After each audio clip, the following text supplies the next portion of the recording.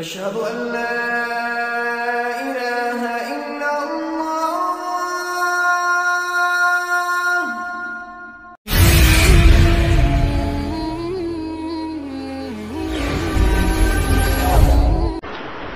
السلام عليكم ورحمة الله وبركاته. الحمد لله نحمده ونستعينه ونستغفره ونؤمن به ونتوكل عليه ونعوذ بالله من شرور أنفسنا ومن سيئات أعمالنا. من يهده الله فلا مضل له ومن يضلله فلا هادي له. وأشهد أن لا إله إلا الله وحده لا شريك له. وأشهد أن سيدنا وسندنا محمدا عبده ورسوله صلى الله تعالى عليه وعلى آله وأصحابه أجمعين. أما بعد فأعوذ بالله من الشيطان الرجيم. بسم الله الرحمن الرحيم.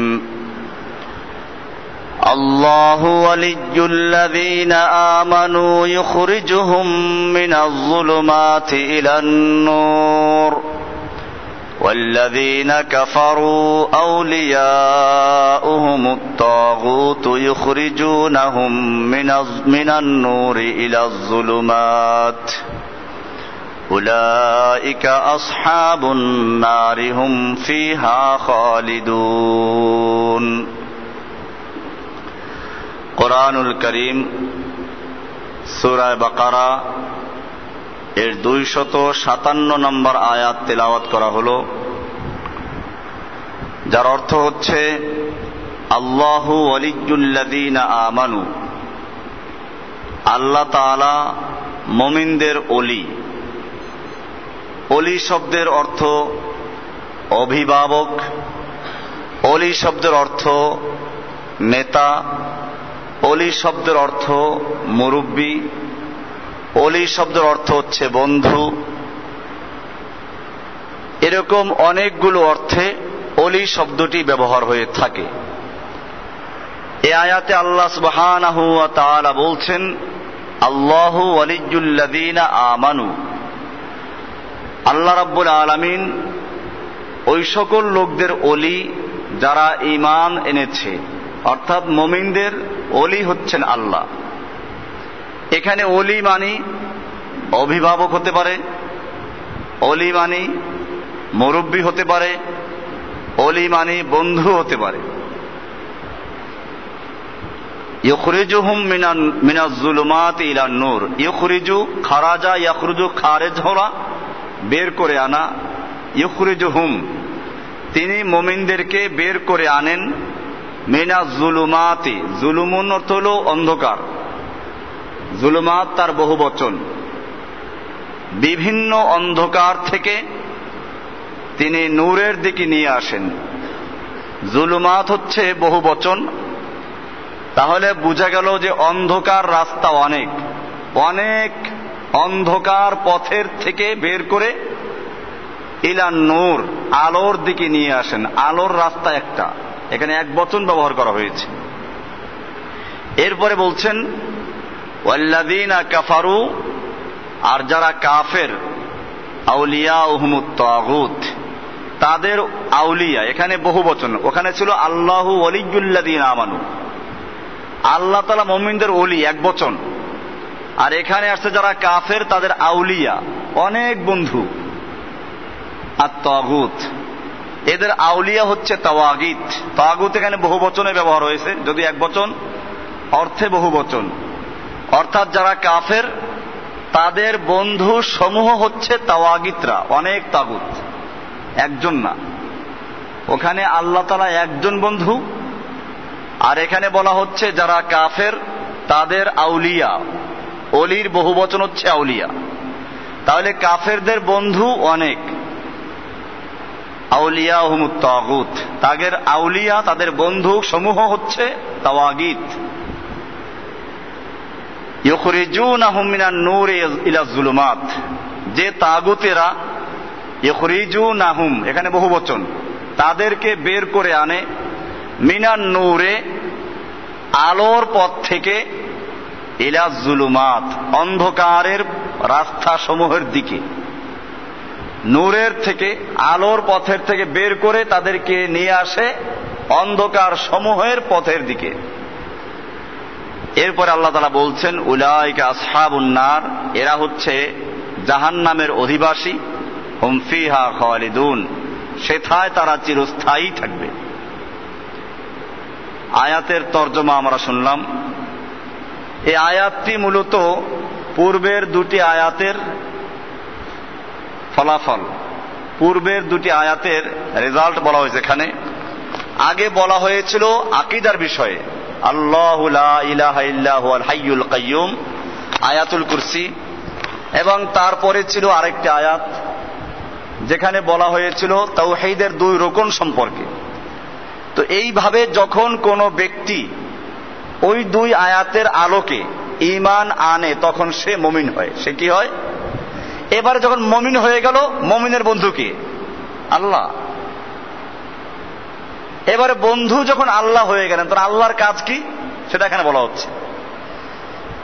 তাহলে বুঝা গেল একজন লোক যখন আয়াতুল কুরসিতে যেভাবে বলা হয়েছে, এরপরে আয়াতে যেভাবে বলা হয়েছে ঈমানের বিষয়গুলোকে, এগুলো বুঝে শুনে কোনো ব্যক্তি বলে আশহাদু আল্লা ইলাহা ইল্লাল্লাহ, তো সেই ব্যক্তির বন্ধু হয়ে যান কে?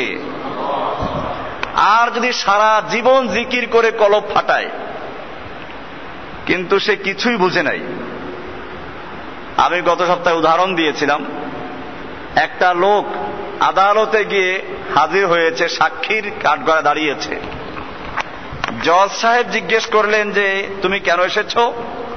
বলল সাক্ষী দেওয়ার জন্য। কিসের সাক্ষী? খুনের মামলার সাক্ষী। আচ্ছা, কে খুন করেছে তা তো আমি জানি না, সাক্ষী কিন্তু। কাকে খুন করলো তুমি কি দেখেছো? বলে না, তাও তো দেখি নাই। তখন জজ সাহেব কি বলবেন? যে বেটা ফাজলামি করার জায়গা আর পাওয়া নাই, ধর পুলিশকে দে, এটা ওরে জেলে ঢুকা। এটা যেমন পরিষ্কার, এরকম যে ব্যক্তি আশহাদু আল্লা ইলাহা ইল্লাল্লাহ বলে সাক্ষী দিল, যে আমি সাক্ষ্য দিচ্ছি যে আল্লাহ ছাড়া আর কোনো ইলাহা নেই, এই সাক্ষী দেওয়ার পরে সেই ব্যক্তি আর কোনো সময় আল্লাহর হুকুমের বাহিরে চলতে পারে না। যখন সে আল্লাহর হুকুমের বাইরে চলে তাহলে বোঝা গেল যে আসলে সে বুঝে নাই, না বুঝে এই শব্দগুলো সে পাঠ করেছে। উদাহরণস্বরূপ, একজন লোক কিছু তোতা পাখি পালত। তোতা পাখিদেরকে শিখালো শিকারি আয়েগা, জাল ফैलाएगा, দানা ডালেগা, ফাঁসনা নেহি। শিকারি আসবে, জাল বিছাবে, দানা দিবে, খবরদার ওই দানা খেতে গিয়ে শিকারির জালে তোমরা ফাঁসে যাবে না, আটকেবে না। এই শব্দগুলো মুখস্থ করাইয়া তার পাশে একটা গাছ ছিল, ওই গাছে এদেরকে ছেড়ে দিল। পোষা পাখি যায় না কোথাও। তো ওনার কাছে যে ব্যক্তি আসে ওনার শিষ্যত্ব গ্রহণ করার জন্য, তাদেরকে বলে যে দেখো এই জাল আছে, শিকার করার জাল, পাখি ধরার জাল, এইখানে গমের দানা আছে, ওই গাছে কিছু পাখি আছে, ওগুলো শিকার করে নিয়ে আসো। তো যখনই লোকেরা ওই জাল আর দানা নিয়ে বের হয়, তো পাখিতে মানুষ দেখলে আওয়াজ করে, ওদের তো আওয়াজ ওটাই, শিকারি আয়েগা, জাল फैलाएगा, দানা ডালেগা, ফাঁসনা নেহি। শিকারি আসিবে, জাল বিছাবে, দানা ফেলবে, খবরদার আটকা পড়ো না। এই গান গাচ্ছে। এখন যে ব্যক্তি শিকার করতে গেছে সে শুনে এরকম গান গায়, এই পাখি শিকার করা সম্ভব? এত চালাক, এত শেয়ানা। তো সে এসে হুজুরকে বলল, হুজুর এই পাখি তো শিকার করা সম্ভব না। কেন? এরা তো আমাকে দেখা মাত্রই এক একজন আরেকজনকে সতর্ক করছে যে শিকারী আসবে, জাল বিছাবে, দানা ফেলবে, খবরদার সেই দানা খেতে গিয়ে তোমরা আটকা পড়বে না। এই পাখি কিভাবে শিকার করব? হুজুর বললেন যে না, চেষ্টা করো, তারপরে জাল বিছাও। তো জাল বিছালো, এরপরে মাঝখানে দানা ফেললো, দেখে যে পাখি মাশাআল্লাহ দানা দেখে সব আইসা পড়তে শুরু করলো। গান ওটাই মুখে আছে, শিকারি আয়েগা, দানা ডালেগা, জাল ফেলায়েগা, ফাসনা নেহি। ও গান মুখস্থ আছে, এই গান গায় আর ওই দানা খেতে গিয়ে জালে আটকা পড়ছে। সবগুলো ধরে আনলো। এখন হুজুরকে জিজ্ঞেস করলো, হুজুর ব্যাপারটা কি? যে পাখি এত সতর্ক, যে পাখি একজন অপরজনকে সাবধান করছে এই বলে, সেই পাখি নিজেরা কেন এই দানা খেতে এসে তারপরে শিকারীর জালে আটকে পড়ল? হ্যাঁ, এটাই তোমাদেরকে বুঝাবার জন্য এই কৌশলটা করেছি।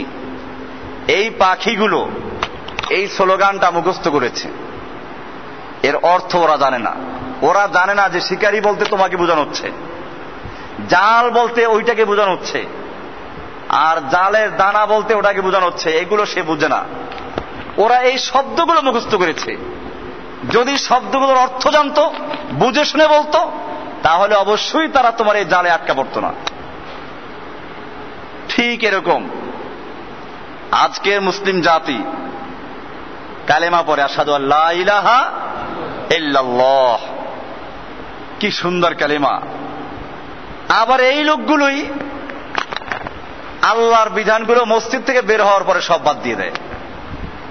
তো সে যে বলল আশহাদু আল্লা ইলাহা ইল্লাল্লাহ, তা ঠিক আছে, মসজিদ থেকে বের হওয়ার পরই শেষ। তার মানে তাহলে এই যে এতক্ষণ চিৎকার মেরে জিকির করলো, এগুলো সে বুঝে শুনে করে নাই, এগুলো না বুঝে তোতা পাখির মতো আওড়িয়েছে। এইরকম লোকদের আল্লাহ তাআলা বন্ধুত্ব করেন না। আল্লাহ তাআলা সেজন্য আগের এই 2 আয়াতে বিস্তারিত আলোচনা করে এরপরে বলছেন, আল্লাহু ওয়ালিয়্যুল্লাযীনা আমানু, আল্লাহ হচ্ছেন মুমিনদের বন্ধু। মুমিনদের বন্ধু কি? আল্লাহু আকবার, কি সুন্দর কথা। আর কিছু লাগে? আল্লাহ যদি আমার জন্য হয়ে যায়, আমার কিছু লাগবে? আর মানলাহুল মাওলা ফালাহুল কুল, আল্লাহ যার জন্য হয়ে যায় তার সবই হয়ে যায়। কোন একজন বলছিল যে দেখো এখানে অনেকগুলো মূল্যবান জিনিস রাখা আছে, যে যেটা হাত দিবে ওটার মালিক সে হয়ে যাবে। তো এক একজনে হীরকের, কেউ স্বর্ণের, কেউ রূপার, কেউ বিভিন্ন জিনিসের গায়ে হাত দিচ্ছে। একটা লোক এসে ওই বাদশার গায়ে হাত দিছে। তুই আমার গায়ে হাত দিলা কি জন্য? বলে আপনি বলেন এখানে যা আছে, যে যেটা হাত দিলে সেটা পেয়ে যাবে। আমি চিন্তা করলাম যে আপনিও তো এখানে আছেন, আপনার গায়ে হাত দিলে আপনাকে আমি পেয়ে যাব। এজন্য একটা কথা আছে, এটা কোনো হাদিস না, মানলাহুল মাওলা ফালাহুল কুল, আল্লাহ যার জন্য হয়ে যায় তার জন্য সবকিছুই হয়ে যায়। এটাই এখানে বলা হচ্ছে, আল্লাহু ওয়ালিয়্যুল্লাযীনা আমানু, আল্লাহ রাব্বুল আলামিন মুমিনদের ওলি, মুমিনদের বন্ধু, মুমিনদের অভিভাবক, মুমিনদের মাওলা। কোরআনে সূরা মুহাম্মাদে আরো স্পষ্ট করা আছে, যালিকা বিআন্নাল্লাহা মাওলাল্লাযীনা আমানু, এটা এজন্য যে আল্লাহ হচ্ছেন মুমিনদের মাওলা, মুমিনদের বন্ধু। ওয়া আন্নাল কাফিরিনা লা মাওলা লাহুম, কাফেরদের কোনো মাওলা নেই। তাহলে বোঝা গেল আমেরিকা যত বড় শক্তিশালী হোক, ওদের কোনো মাওলা নেই, ইহুদিদের কোনো মাওলা নেই। মুমিনদের মাওলা আছেন, সে মাওলা কে? আল্লাহ সুবহানাহু ওয়া তাআলা। আল্লাহু ওয়ালিয়্যুল্লাযীনা আমানু, মুমিনদের মাওলা হচ্ছেন আল্লাহ, মুমিনদের বন্ধু। এজন্য মুমিনরা বন্ধু চিনতে ভুল করলে সমস্যা হয়ে যাবে। একজন লোককে জিজ্ঞেস করা হয়েছিল যে তুমি এত বড় আল্লাহওয়ালা হলে কি করে? সে বলল যে আমি দেখলাম দুনিয়াতে এমন কোন মানুষ নেই যার কোনো বন্ধু নেই। ল্যাংড়া লুলা আতর খুড়া যেই হোক না কেন, প্রত্যেকের বন্ধু আছে। আমিও চিন্তা করলাম যে আমারও কোনো বন্ধু আছে। আমি বন্ধু তালাশ করতে লাগলাম, কে আমার বন্ধু, প্রকৃত বন্ধু কে আসলে। দুনিয়ার বন্ধু আজকে একজন একরকম, কালকে স্বার্থের যদি একটু আঘাত এসে যায় তো বন্ধুত্ব শেষ হয়ে যায়। সেজন্য আমি আমার বন্ধু তালাশ করতে লাগলাম। চিন্তা করলাম যে কোরআন সব সমস্যার সমাধান দিতে পারে, আল কোরআন, সেজন্য কোরআনে খুঁজে শুরু করলাম। ঠিকই পেয়ে গেলাম, আল্লাহু ওয়ালিয়্যুল্লাযীনা আমানু আয়াত। আল্লাহ হচ্ছেন মুমিনদের বন্ধু। আমি আমার বন্ধু পেয়ে গেলাম। এরপরে চিন্তা করলাম যে দুনিয়াতে এমন কোন মানুষ নেই যার কোনো শত্রু নেই। প্রত্যেকটা মানুষের একটা শত্রু আছে। যত বড় ভালো মানুষ হোক না কেন, তারও শত্রু আছে। আল্লাহর নবী সাল্লাল্লাহু আলাইহি সাল্লামের শত্রু ছিল। কাজে শত্রু থাকাটা আজব নয়, বরং বাস্তব। বরং কারো যদি কোনো শত্রু না থাকে, মনে করতে হবে সে মুনাফিক। কারণ সে সবাইকে ম্যানেজ করে চলে। সবাইকে ম্যানেজ করে চলতে হলে মুনাফিকই চরিত্র রাখবে। আপনি যদি সত্যিকার অর্থে আল্লাহ ওয়ালা হন, তা আল্লাহর দুশমনদের সাথে আপনি বন্ধুত্ব করবেন কি করে? আপনি কি তাহলে আল্লাহর নবীর চেয়ে বড় বুজুর্গ? আল্লাহর নবী সাল্লাল্লাহু আলাইহি ওয়াসাল্লামের সবাই কি বন্ধু ছিল না শত্রুও ছিল? শত্রুও ছিল। তাহলে কেউ যদি মনে করে উনি এত ভালো মানুষ যে তার কোনো শত্রু নেই, বুঝতে হবে সে একটা আস্ত মুনাফিক। কারণ সে আল্লাহর বিধান যদি ঠিক মতো বলে, তাহলে অবশ্যই কিছু লোক তার দুশমন হয়ে যাবে। এই জন্য ভয় পাওয়ার কোনো কারণ নেই। আমি সবসময় বলে থাকি, আপনি হকের কথা বলবেন, ভয় নাই। একদিকে যেমন বিরুদ্ধে আবু জাহেল, আবু লাহাব, উতবা, সাইবার দল দাঁড়িয়ে যাবে, ঠিক অপর দিকে আবু বকর, ওমর, ওসমান, খালিদ বিন ওলীদের মতো লোকেরা দাঁড়িয়ে যাবে। যেখানেই হক সেখানেই বাতিল, যেখানেই বাতিল সেখানেই হক উঠবে। এই জন্য কোনো ভয়ের কারণ নেই। আল্লাহর নবী সাল্লাল্লাহু আলাইহি ওয়াসাল্লামকে যখন কুফফাররা বিভিন্ন অপবাদ দিতে শুরু করলো, আল্লাহ তাআলা জানিয়ে দিলেন, ওয়ারাফা'না লাকা যিকরাক, আপনার মর্যাদা আমি সর্বোচ্চ স্থান দান করেছি। আর ওদের সম্পর্কে কি বলল? ওদের সম্পর্কে আল্লাহ বললেন, ইন্না শানিয়াকা ওয়াল আবতার, আপনার শত্রু যারা তারাই নির্বংশ হয়ে যাবে। ওরা বলতো মুহাম্মদ সাল্লাল্লাহু আলাইহি ওয়াসাল্লামের এই পুত্র সন্তানগুলো সব মরে গেল, এর বংশে নাম নেওয়ার মতো লোক থাকবে না। আল্লাহ তাআলা তার জবাব দিলেন যে না, মুহাম্মদ সাল্লাল্লাহু আলাইহি ওয়াসাল্লামের নাম নেওয়ার মতো লোক থাকবে না, বিষয়টা এরকম নয়। মুহাম্মদ সাল্লাল্লাহু আলাইহি ওয়াসাল্লামের নাম কিয়ামত পর্যন্ত প্রত্যেকটা মুহূর্তে পৃথিবীতে বারবার উচ্চারণ হতে থাকবে। আজকে তা আছে না?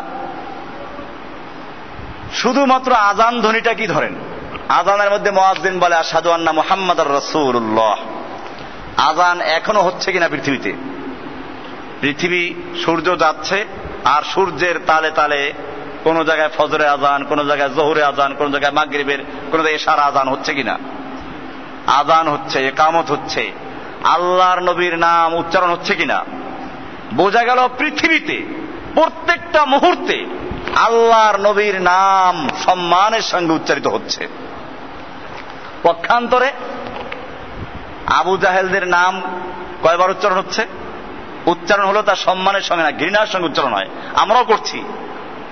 আল্লাহ তাআলা সেটা বললেন, ইন্না শানিয়াকা ওয়াল আবতার, আপনার শত্রু যারা তারাই নির্বংশ।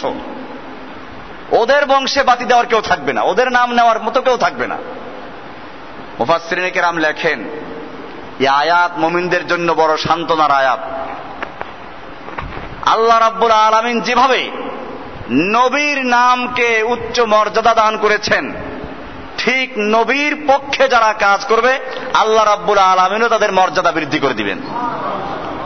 অপরদিকে আল্লাহর নবীর যারা বিরোধিতা করেছে তাদের সম্পর্কে আল্লাহ তাআলা যেমন বলেছেন ইন্না শানিয়াকা হুয়াল আবতার, কিয়ামত পর্যন্ত যারা হকের দুশমনী করবে আল্লাহ রাব্বুল আলামিন তাদেরকেও সেই কুফফারদের মধ্যে নিশ্চিহ্ন করে দিবেন। এর জ্বলন্ত প্রমাণ আপনারা দেখবেন এই আশপাশে অনেক বেদাতীরা, যখন আমি বেদাতের বিরুদ্ধে এই প্রচলিত মিলাদ কিয়াম বেদাত তাবিজ কবজ আর খতম মুর্দার খাওয়া এইগুলোর বিরুদ্ধে যখন আওয়াজ তুললাম, অনেক লোকের বিরুদ্ধে দাঁড়িয়ে গেল। আমাকে এখান থেকে সরাবার জন্য কমিটির ধারে ধারে বহু ধর্ণা দিয়েছে। আজকে খোঁজ নিয়ে দেখেন সেই লোকগুলো যারা নেতা ছিল সবগুলো আউট হয়ে গেছে। এই কমিটির সভাপতি ছিল গাবতলা মসজিদের ইমাম মফেজ, মফিজ গেছে। এরপরে ছিল স্টাফ কোয়ার্টার ইমাম গেছে, এটা এরকম মদিনা মসজিদ বলেন, ওই যে জবাদে নূর বলেন, অবশ্যই এর মধ্যে কারো ছিল সক্রিয় ভূমিকা বেশি, কারো ছিল কম, ছিল আউট হয়েছে এরকম আস্তে আস্তে। কেন? তোমাদের সাথে আমাদের শত্রুতা কিসের ছিল?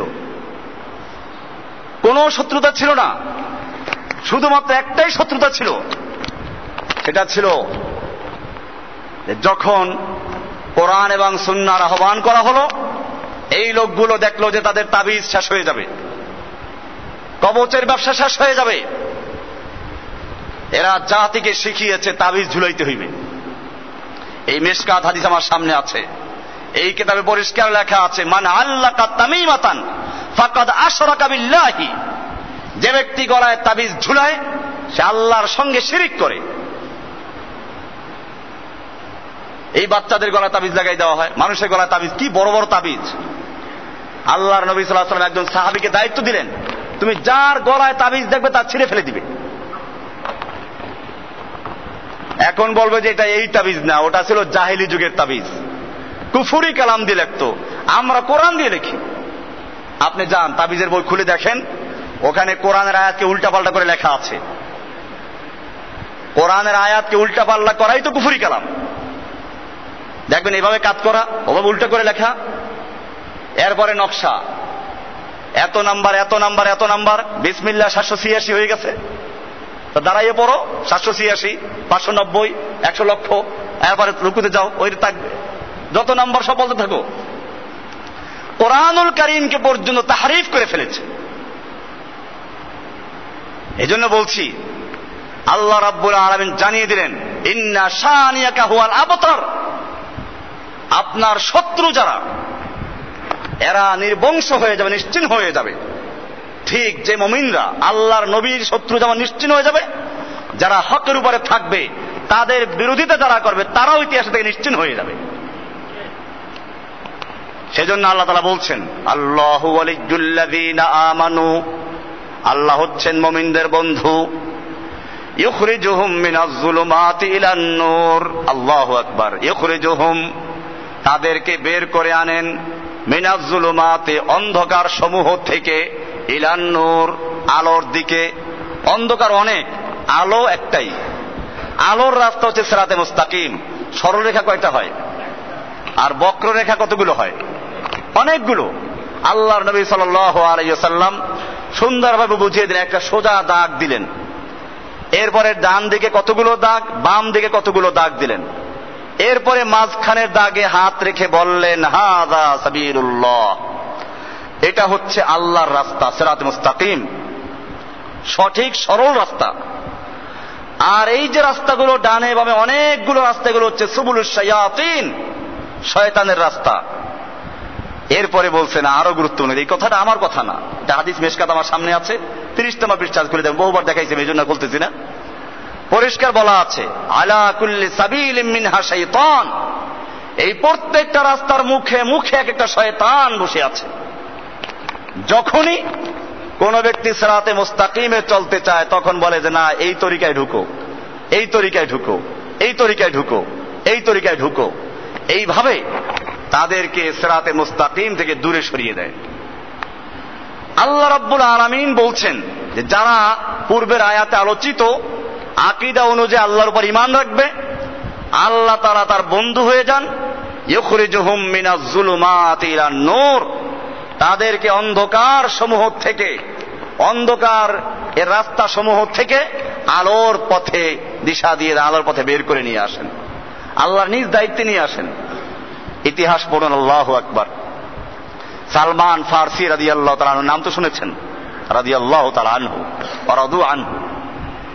আল্লাহর নবী যখন মদিনা শরীফে মক্কার সম্মিলিত বাহিনী, জাতিসংঘ, বোঝা গেল জাতিসংঘ এরা আগেও ইসলামের দুশমন ছিল, এখনো মক্কার কাফের, মদিনার ইহুদি, সমস্ত কুফফার জোট যখন মদিনায় হামলা করার পরিকল্পনা করলো, আল্লাহ নবী সাল্লাল্লাহু আলাইহি ওয়াসাল্লাম গোয়েন্দা মারফতে জানতে পারলেন। তিনি পরামর্শে বসলেন যে এটার মোকাবেলা করা যায় কিভাবে।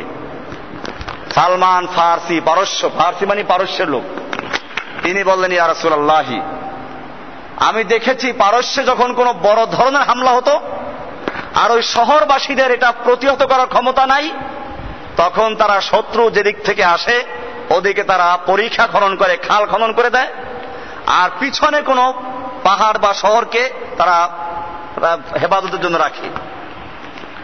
আল্লাহ নবী সাল্লাল্লাহু আলাইহি ওয়াসাল্লাম এই পরামর্শ খুব সুন্দর করেই গ্রহণ করলেন এবং খন্দকের যে ইতিহাস, খন্দক খনন করলেন। আপনারা দেখবেন, আপনারা মাঝে মধ্যে আমার কাছে বাসায় গেলে তখন দেখা ওই ছবিগুলো, সুন্দর ছবি আছে আমার কাছে এগুলোর।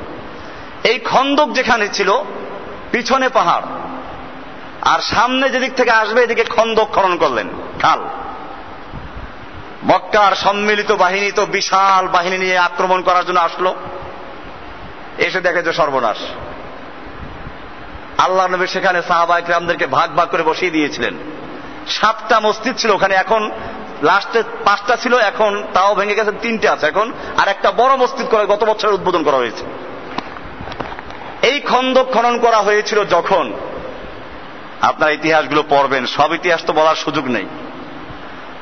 এই খন্দক খনন করতে গিয়ে আল্লাহ নবী সাল্লাল্লাহু আলাইহি ওয়াসাল্লামের কাছে সাহাবায়ে কেরাম আসলেন, ইয়া রাসূলুল্লাহ, ক্ষুধায় কাতর হয়ে যাচ্ছে, পেটে যাতে ক্ষুধা অনুভব না হয় সেজন্য পাথর চাপা দিয়ে রেখেছি, পাথর বেঁধেছি। এক একজন এক একটা বের করে দেখানো শুরু করলো। আল্লাহ নবী সাল্লাল্লাহু আলাইহি ওয়াসাল্লাম নিজের কাপড়টা, চাদরটা সরাইয়ে দেখালেন 2টা পাথর বাঁধা ছিল। এই অবস্থায় একটা বড় পাথর পড়লো, সাহাবায়ে কেরামের পক্ষে ভাঙ্গা সম্ভব হলো না। আল্লাহর নবীকে গিয়ে বলেন, ইয়া রাসূলুল্লাহ, এই পাথর তো আমরা ভাঙতে পারছি না। আল্লাহ নবী সাল্লাল্লাহু আলাইহি ওয়াসাল্লাম বলে, আমার কাছে দাও। কুড়াল বা যেটা ছিল এটা হাতে নিয়ে জোরে আঘাত করলেন, আগুন বের হয়ে গেল। দেখেন, এই মুহূর্তে পেটে পাথর বাঁধা, খাবার নাই। আল্লাহ নবী কি বলছেন? আল্লাহ নবী বলেন, এই যে আগুনের ঝলকি বের হলো, এই আগুনের ফুলকি, আগুনের ঝলকে, আলোকে আমাকে রোম পারস্যের প্রাসাদগুলো দেখানো হয়েছে, এগুলো সব তোমাদের দখলে চলে আসবে। সাহাবায়ে কেরাম তো বলেন না যে আরে কি বলে, খেতে পারছি না, পেটে পাথর বাঁধা, আর এই অবস্থায় নাকি রোম পারস্যের বিশাল সাম্রাজ্য আল্লাহ নবীর পদতলে চলে আসবে। আসছিল কিনা? বেশি দিন যেতে হয় নাই, ওমর ইবনুল খাত্তাব রাদিয়াল্লাহু তাআলার যুগে রোম পারস্য সবগুলো মুসলমানদের দখলে এসেছিল। এই যে খন্দক খনন করা হয়েছিল, খন্দক মানেই পরীক্ষা, খাল, এটা খনন করা হয়েছিল যে সাহাবীর পরামর্শে, তিনি হচ্ছেন সালমান ফারসি রাদিয়াল্লাহু তাআলা আনহু। এই সাহাবীর ইতিহাসটা আপনারা পড়বেন, আমি সংক্ষেপে বলছি। ওনার বাপ ছিল একজন অগ্নিপূজক, ইরাকের বা জর্দানের কোন এলাকায় ছিল। ওনাকে ওনার বাপ একটা খ্যাত পাহারাদারি করার জন্য পাঠাইতো মাঝে মধ্যে। রাস্তায় ছিল খ্রিস্টানদের গির্জা, আর ওই সময় যেহেতু মুহাম্মদ সাল্লাল্লাহু আলাইহি ওয়াসাল্লামের আগমন হয় নাই, এর আগ পর্যন্ত তো খ্রিস্টানরাই ছিল হকের উপর, ওইটাই ছিল আসমানি কিতাব। এজন্য তিনি ওই খ্রিস্টানদের গির্জায় গিয়ে ঢুকলেন, দেখলেন যে তার আব্বা যে আগুনের পূজা করে তার চেয়ে এটা খুব ভালো। উনি বারবার ওখানে আসা যাওয়া করছেন।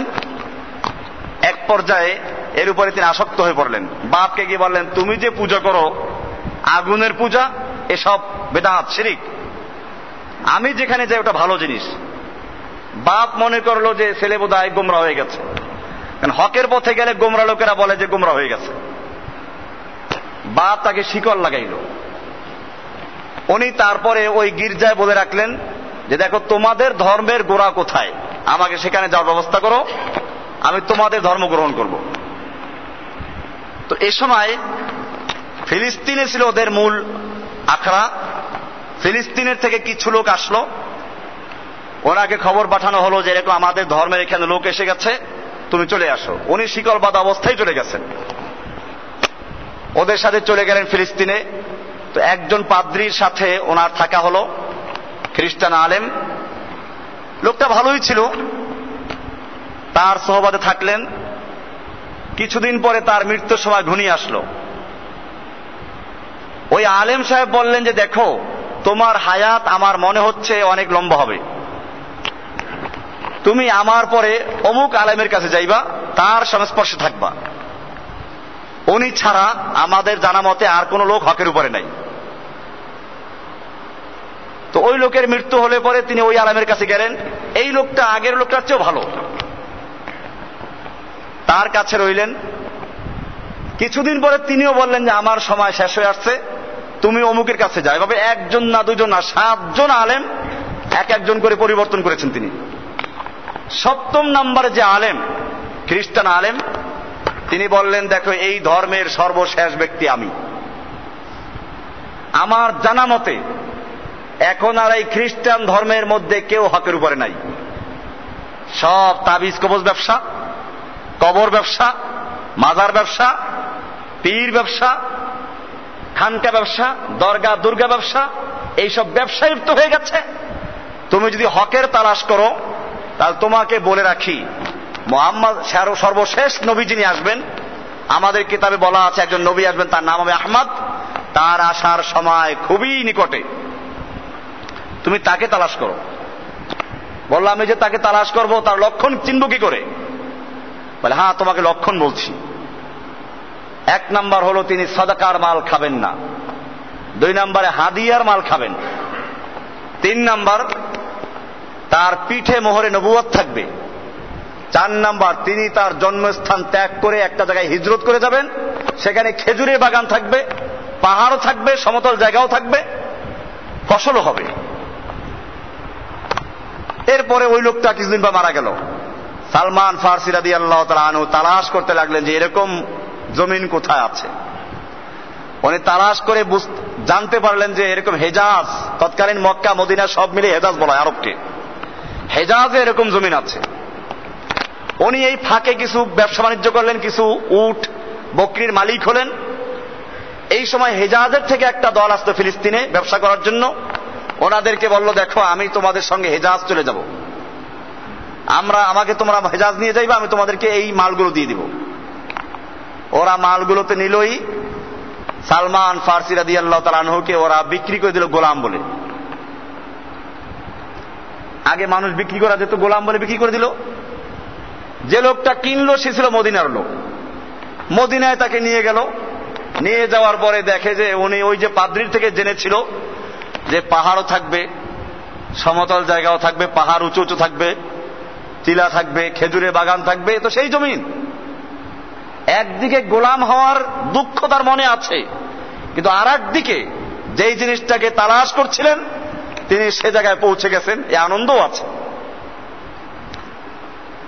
এইভাবে তিনি কাজ করতে থাকলেন। একদিন তিনি খেজুর গাছের মাথায়, খেজুর গাছ নিড়ায় বলে না, কি বলে, পরিষ্কার করে, এই খেজুর গাছের পরিচর্যা করছিলেন।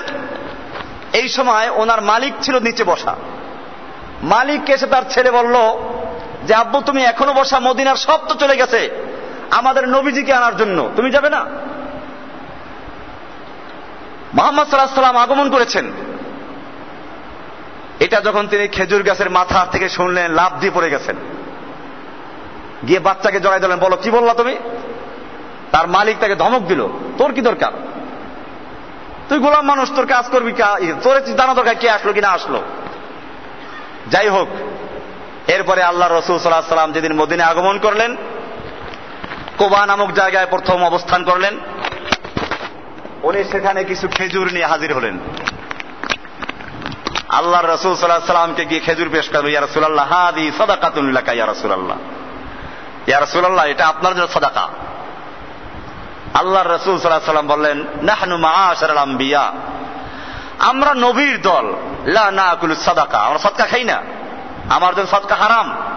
এগুলো ওই গোলামদেরকে আর গরিবদের খাওয়াই দাও। আল্লাহ নবী ওখানে 3 দিন ছিলেন, উনি দ্বিতীয় দিন গেলেন, আবার কিছু খেজুর নিয়ে গেলেন, বলেন ইয়া রাসূলুল্লাহ হাযিহি হাদিয়াতুন লাকা, এই খেজুরগুলো আপনার জন্য এবং আপনার সঙ্গীদের জন্য হাদিয়া। আল্লাহ রাসূল সাল্লাল্লাহু আলাইহি সাল্লাম নিজে খেলেন, সাহাবায়ে কেরামদের ভাগ করে দিলেন। 2টা প্রমাণ হয়ে গেল, একটা তো আগেই হয়ে গেছে। এবারে তিনি পিছনে ঘুরতে লাগলেন, যে মোহরে নবুয়ত দেখা, নবুয়তের সিল। আল্লাহ নবীর পিছনে ঘুরতে লাগলেন, কোন সময় চাদরটা ফাঁক হয়ে যায় আর তখন দেখবো যে 2 কাঁধের মাঝখানে ওই যে পাদ্রী বলেছিল মোহরে নবুয়ত থাকবে, কখন দেখা যায়। এক ফাঁকে আল্লাহ রাসূল সাল্লাল্লাহু আলাইহি ওয়াসাল্লাম চাদর পরা ছিলেন, চাদরটা সরে গেছে। উনি যখন দেখলেন মোহরে নবুয়ত, এটা কিরকম ছিল হাদিসে বিভিন্ন বর্ণনা পাওয়া যায়। এক হাদিসে বলা হয়েছে শাআরাতুন মুজতামিআতুন, কিছু গুচ্ছবদ্ধ চুলের মতো। আর এক হাদিসে বলা হয়েছে বাদাআতুন মুরতাফিআ, একটা উভ্রান্ত উঠন্ত গোশত, বাড়ন্ত গোশত। কোন হাদিসে বলা হয়েছে মিসলু হামামাতিল বাইদাতিল হামামা, কবুতরের ডিমের মতো একটা গোশত। এগুলোতে কোনো সংঘর্ষ নাই, কারণ আকারে ছিল বলবো আমরা কবুতরের ডিমের মতো, বাস্তবে ছিল একটা গোশতের টুকরা বাড়ন্ত, তার উপরে কিছু পশম ছিল, সব মিলে গেল। এটা ছিল মোহরে নবুয়ত। তিনি যখন দেখলেন আর গিয়ে ওখানে চুমো খেতে লাগলেন। আল্লাহ রাসূল সাল্লাল্লাহু আলাইহি সাল্লাম তাকে ডাকলেন, বলো তোমার কি বিষয়। উনি সব খুলে বললেন। আল্লাহু আকবার। আল্লাহ রাসূল সাল্লাল্লাহু আলাইহি সাল্লাম বলেন, সালমান, এমন কিছু লোক দুনিয়াতে আসবে যে হেদায়েত যদি সুরাইয়া তারকা, আকাশের তারকা, একটা তারার নাম আছে সুরাইয়া, এই সুরাইয়া নামক তারকার সঙ্গেও যদি হেদায়েত ঝুলন্ত থাকে, একদল মানুষ সেখান থেকেও সঠিক পথ এবং হেদায়েতকে খুঁজে বের করবে। কাজে হেদায়েত খুঁজতে হবে, সঠিক রাস্তা খুঁজে বের করতে হবে।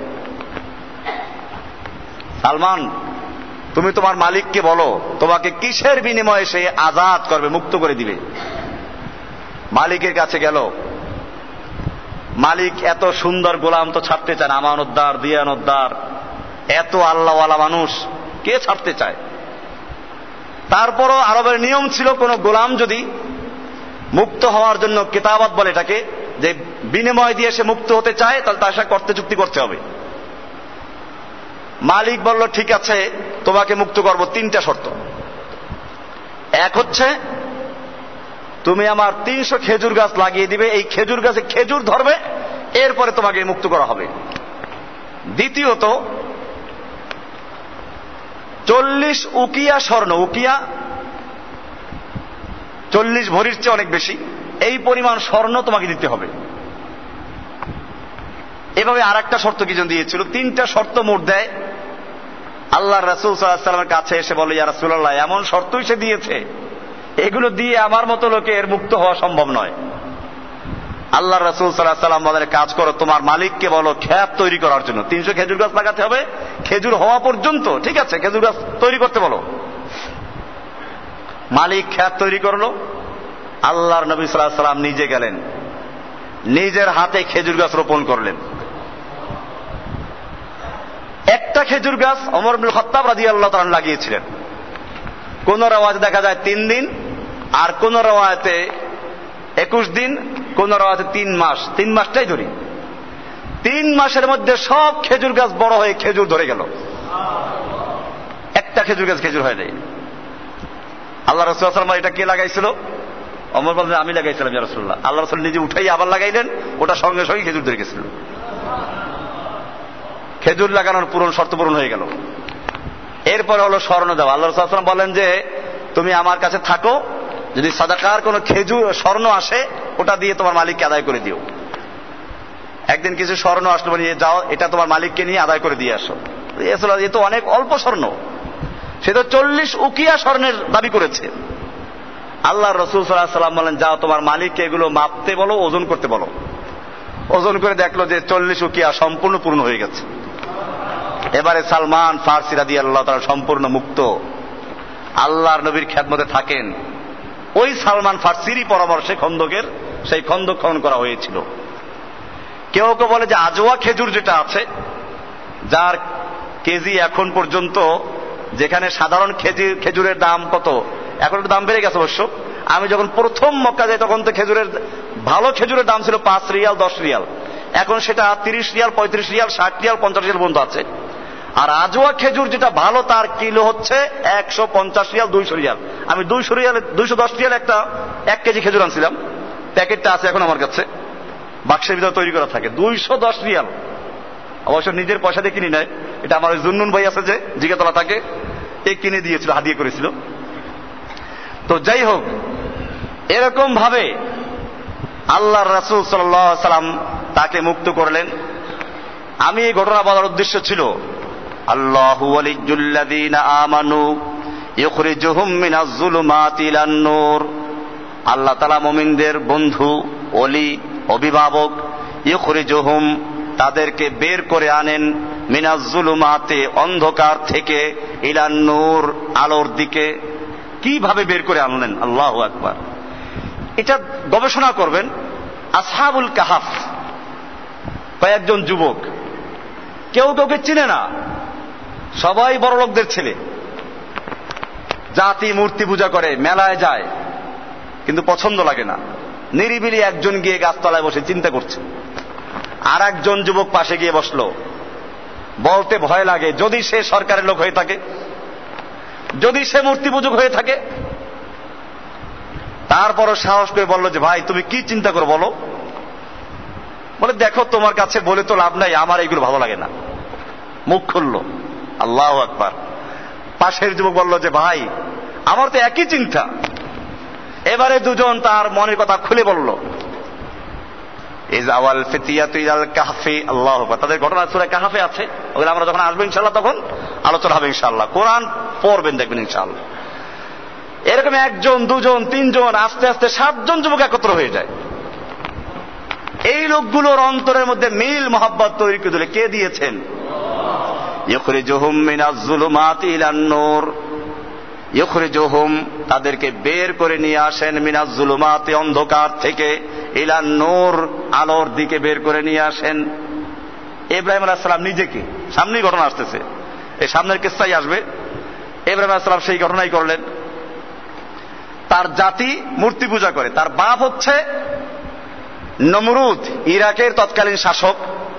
এই ইরাকের শাসক ছিল নমরুদ। এই নমরুদের প্রধানমন্ত্রী ছিল কে? সরকারি কর্মকর্তার মধ্যে সবচেয়ে বড় ছিল এই আজর, ইব্রাহিমের বাপ। ইব্রাহিম আলাইহিস সালাম যখন এই মূর্তির সমালোচনা শুরু করেন, ভাঙলেন, তো প্রথম মামলাটা ইতিহাস থেকে দেখা যায় তার বাপই করেছিল নমরুদের কাছে, যে কারণে তাকে নমরুদের দরবারে হাজির করা হলো। তখনও মূর্তি ভাঙে না, আসলে প্রথম মামলা হলো যে সমালোচনা করে। নমরুদ ডাকালো, এরপরে কি হলো সামনে আয়াত আসতেছে, এই পরের আলোচনায় ইশারা আসবে ইনশাআল্লাহ। তিনি সেখানে দাওয়াত দেওয়া শুরু করলেন। ইব্রাহিম আলাইহিস সালামকে অন্ধকার থেকে আলোর পথে বের করে আনলেন কে? ইখরিজু বের করে নিয়ে আসেন, মিনাজ যুলুমাতি অন্ধকার থেকে, ইলান নূর আলোর দিকে। আল্লাহ তাআলা বের করে নিয়ে আসেন। অন্ধকার অনেক, আলোর রাস্তা একটা, গোমরাহির পথ অনেক, সিরাতে মুস্তাকিম একটা, সেটা এখানে স্পষ্ট হয়ে গেল। ইখরিজুহুম মিনাজ যুলুমাতি ইলান নূর, অন্ধকার পথ সমূহের থেকে আলোর পথের দিশা দিয়ে দেন। অন্ধকারের পথ অনেক, একদিকে শাসকদের পথ, যুগে যুগে যুগে যুগে নবীদের সঙ্গে সংঘর্ষ হয়েছে প্রথম কাদের? কারণ লা ইলাহার প্রথম ধাক্কা লাগে শাসকদের উপরে। লা ইলাহা, কোন ইলাহা নাই, কারো আনুগত্য চলবে না, কারো বিধান চলবে না, কারো সার্বভৌমত্ব চলবে না, ইল্লাল্লাহ, আল্লাহ ছাড়া। এখানে প্রথম ধাক্কাটা ওখানে গিয়ে লাগে। এরপরে দ্বিতীয় পর্যায়ে ধাক্কা লাগে কোথায় গিয়ে? এক শ্রেণীর আলেম, যাজক, শাসক আর যাজক, যারা বিভিন্ন স্বার্থে ইসলামকে ব্যবহার করেছে এবং ইসলামের পরিভাষাগুলোকে পরিবর্তন করে ফেলেছে। ইসলামের মূল কাজগুলোকে বাদ দিয়ে কতগুলো অনুষ্ঠানকে তারা ইসলামের মূল কাজ বানিয়ে নিয়েছে। ইউহাররিফুনাল কালিমা আন মাওয়াদিহি, আল্লাহর কোরআন, আল্লাহর কালাম যথাস্থান থেকে তারা সরিয়ে ফেলেছে। এগুলো অন্ধকার রাস্তা। সে অন্ধকার রাস্তা কি কি আছে আমাদের সমাজে আপনারা দেখেন। অন্ধকার রাস্তায় গেলে দেখবেন যে মাশাআল্লাহ, কেউ কচ্ছপের পূজা করে, কেউ কুমিরের পূজা করে, কেউ গাছের পূজা করে, গাছে সুতা বাঁধতে বাঁধতে লাল হয়ে গেছে গাছ,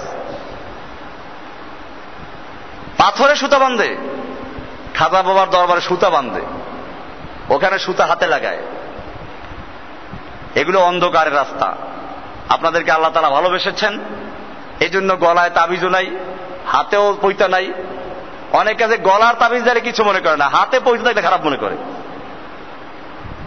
এরকম ভাবে মাজারে গিয়ে চাদরের নিচে মাথা ঢুকে তারপর সেজদা করে, ফরিয়াদ করে কবরওয়ালার কাছে। গোমরাহির রাস্তা, কত রাস্তা, গোমরাহির রাস্তা। পীরের ছবি এখন সামনে ঝুলাতে হয়, মসজিদে পর্যন্ত আবার ছবি ঢুকে গেছে। এই গাজীপুর ওই যে রাস্তা দিয়ে ঢুকতে চন্দ্রপাড়া একটা মসজিদ করছে এরা, খুব সুন্দর মসজিদ। ওই যে ওভারব্রিজটা করেছে ওদিকে, ওভারব্রিজের গোড়ায় এখানে পশ্চিম দেওয়ালে পীরের ছবি লাগানো আছে। কি জন্য? পীরের ছবি আসল কেবলা। এই কেবলা যদি মনে বসানো না যায় তাহলে কিসের আল্লাহর ইবাদত করব? দেওয়ানবাগি পীরের একই অবস্থা। পীরের ছবি সাথে রাখতে হয়, ঘরে রাখতে হয়। ঘরে ছবি আছে, মসজিদের ভিতরে পশ্চিম দেওয়ালে একেবারে। কারণ পীর এখন মসজিদে ঢুকে গেছে। কিছুদিন পরে মূর্তি শুরু হবে, এটা বেশি দিন বাকি নাই, কারণ ছবি দিয়ে তো মূর্তি শুরু হয়েছে। এইভাবে মেয়ে লোকদের স্বর্ণের চেইন পরে ওর লকেটের সঙ্গে পীরের ছবি লাগাতে হবে। আমি এটা না দেখা পর্যন্ত বিশ্বাস করি নাই। তা আমার ওই আগের মসজিদে মক্তবে বাচ্চারা পড়তে আসতো, তা আমার মুয়াজ্জিন একদিন ধরে নিয়ে আসতো একটাকে, হুজুর আপনাদের বিশ্বাস করেন, দেখেন এখানে কি আছে। মসজিদের সামনে যে বিল্ডিংটা, এই বিল্ডিং এর মালিক সে দেওয়ানবাগের মুরিদ। আমাদের একদিন দাওয়াত দিল, দিয়ে ঘরে বিশাল আকারের ছবি। তো আমার মসজিদের ওইখানে যে সহসভাপতি ছিল, খুব প্রভাবশালী ব্যক্তি, তা আমি বলে এটা কি করবা? এটা কাজ করে আমার পাছার তলে রাখো। আলহামদুলিল্লাহ, হেদায়েত দিলে কি লাগে, সেই ঘরের মালিকের বড় ছেলে এইখানে জমা পড়তে আসে। এখন অবশ্য একটু ব্যস্ততা আছে, মাঝে মধ্যে আসে, অনেক বড় চাকরি করে। আল্লাহ তাআলা হেদায়েত দান করেছে, এই গুমরাহের থেকে তওবা করেছে। আল্লাহ রাব্বুল আলামিন যাদের ভালোবাসেন, ইউখরিজুহুম মিনান যুলুমাত ইলান নূর, অন্ধকার সমূহের থেকে আলোর দিকে বের করে নিয়ে আসেন। এটা মুমিনদের কথা, যারা আল্লাহকে আগের আলোচনা যেভাবে বলা হয়েছে, আয়াতুল কুরসিতে যা বলা হয়েছে, পরবর্তী আয়াতে যা বলা হয়েছে, এইভাবে যারা তাওহীদ ভিত্তিক শিরক মুক্ত হয়ে যারা আল্লাহর উপর ঈমান আনে, আল্লাহ তাআলা বলছেন আল্লাহু ওয়ালিয়্যুল্লাযীনা আমানু, আল্লাহ হচ্ছেন মুমিনদের বন্ধু। ইউখরিজুহুম মিনাজ যুলুমাতি ইলান নূর, আল্লাহ তাআলা তাদেরকে জুলুমাত অন্ধকার রাস্তা সমূহ থেকে বের করে ইলান নূর আলোর দিকে নিয়ে আসেন। ওয়াল্লাযীনা কাফারু, পক্ষান্তরে যারা কাফের, আউলিয়াহুমুত তাগুত, তাদের আউলিয়া বহু বচন, ওখানে ছিল ওলি এক বচন, এখানে আউলিয়া।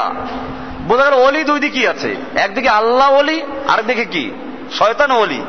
একদিকে আল্লাহর ওলি, আরেকদিকে শয়তানের ওলি, ওলি ব্যবহার করা হয়েছে বহু বচন। আউলিয়াহুমুত তাগুত, তাদের আউলিয়া হচ্ছে তাগুত। কয় না আউলিয়া, এই আউলিয়া বাংলা ব্যবহার করা হয়, নিজামুদ্দিন আউলিয়া, অমুক আউলিয়া, সব আউলিয়া। তো বলা হচ্ছে, আমি ওই বুজুর্গদের দোষ দেই না তাদের কবরে, কিন্তু নিজামুদ্দিন আমি গেছি কবরে সরাসরি সেজদা করতে, আমি নিজে দেখেছি। আমি দেওবন্দে পড়াশোনা করেছি, দিল্লিতে বহু জায়গায় ঘুরেছি, নিজামুদ্দিনের মাজারও গেছি। সেজদা করার জন্য দেওয়ালের কিছু কাটা আছে, যাতে সেজদা করতে সুবিধা হয়। পাশে ফুলের দোকান আছে, মানুষের ফুল দেয়, আবার খাদেমরা কুড়াই নিয়ে ওখানে দোকানে দেয়, আবার বিক্রি হয়। একই ফুল যে কতবার বিক্রি আল্লাহ ভালো জানে। এরকম সেজদা হচ্ছে। সেজদা আমাদের দেশে হয় না? যান না আজমেরি গিয়ে দেখেন, সিলেট গিয়ে দেখেন, খানজাহানে গিয়ে দেখেন, সেজদা করে, চাদরের ভিতরে মাথা ঢুকেই সেজদা করে। আমার কাছে এগুলোর ছবি আছে।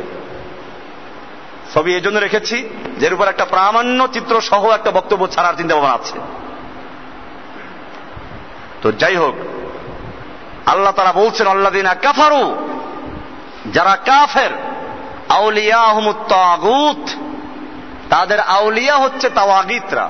তাগুত একটা না, অনেক তাগুত। তাগুত শয়তান একটা তাগুত, এরকম নিজের আত্মা নফস এটা একটা তাগুত।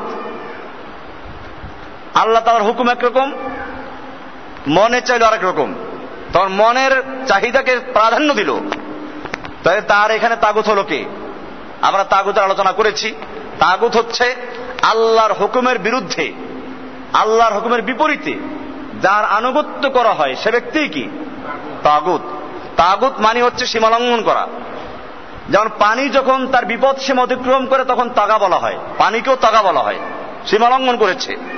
ঠিক এরকম মানুষের জন্য উচিত হলো আল্লাহর গোলামি করবে, কিন্তু সে আল্লাহর গোলামির সীমা অতিক্রম করে নিজে যখন মাবুদ সেজে বসে তখন তাকে বলা হয় তাগুত। মানুষ যার ইবাদত করে, আনুগত্য করে, যার গোলামি করে, তাগুত। তবে যদি সে নিজে এতে রাজি না হয়ে থাকে তাহলে তাকে সে গুনাহগার হবে না। যেমন ঈসা আলাইহিস সালামের মানুষেরা আল্লাহর পুত্র বলে, এতে ঈসা আলাইহিস সালাম গুনাহগার হবে না, যেহেতু তিনি এটা বলেন নাই। এই জন্য আজকে যাদের কবরে পূজা করা হচ্ছে, আমার আলোচনার অর্থ তাদের বিরুদ্ধে বলা না। তারা যদি এগুলো নিষেধ করে দিয়ে থাকেন অথবা তারা জানতেনও না যে তাদের কবরে এগুলো হচ্ছে, তাহলে তারা এতে দোষী হবেন না। শাহজালাল রহমাতুল্লাহ আলাইহি উনি এজন্য আসেন নাই যে ওনার একটা মাজার তৈরি হবে, লোকেরা বলবে ওনার মাজার ঠান্ডা, ভাগনার মাজার গরম, মামুর চেয়ে ভাগনা গরম। আমার লোকদের আকীদা এরকম। আমি সিলেটে গেছি, শাহজালালের মাজারে গেছি, শাহপরানের মাজারেও গেছি, আমার সঙ্গে অনেক লোকেরা গেছিল, 2টা গাড়ি নিয়ে গেছিলাম আমরা। তো মানুষের আকীদা যে এই শাহজালালের মাজার হচ্ছে ঠান্ডা মাজার আর শাহপরানের মাজার হচ্ছে গরম। এইভাবে মানুষের আকীদা, এই মাজারগুলো তাগুত। এরকম ভাবে যেই পীরগুলো মানুষকে গোমরা করে, আল্লাহর রাস্তা থেকে সরাইয়া নিজেদেরকে তরিকা বাতায়, মন গড়া তরিকা, বিভিন্ন বেদাতে লিপ্ত করে, এই লোকগুলো আরো তাগুত। এরকম তাগুত একটা না, তাগুত নফস তাগুত হয় যখন নফসের আনুগত্য করা হয় আল্লাহর হুকুম বাদ দিয়ে। ফজর আযান চলে আসলো, আসসালাতু খায়রুম মিনান নাওম, আর মনে কয় যে না এই সময় কেমনে উঠবো, কয়েকটা মোড়ানো গোড়ানো দিয়ে আবার ঘুমিয়ে পড়লো। এইখানে তার তাগুত কে? তার নফস তাগুত। সে যার আনুগত্য করেছে আল্লাহর হুকুমের বিরুদ্ধে, যার আনুগত্য করা হয় সেটাই কি তাগুত। নফস তাগুত আছে, কোরআনের একাধিক আয়াত আছে।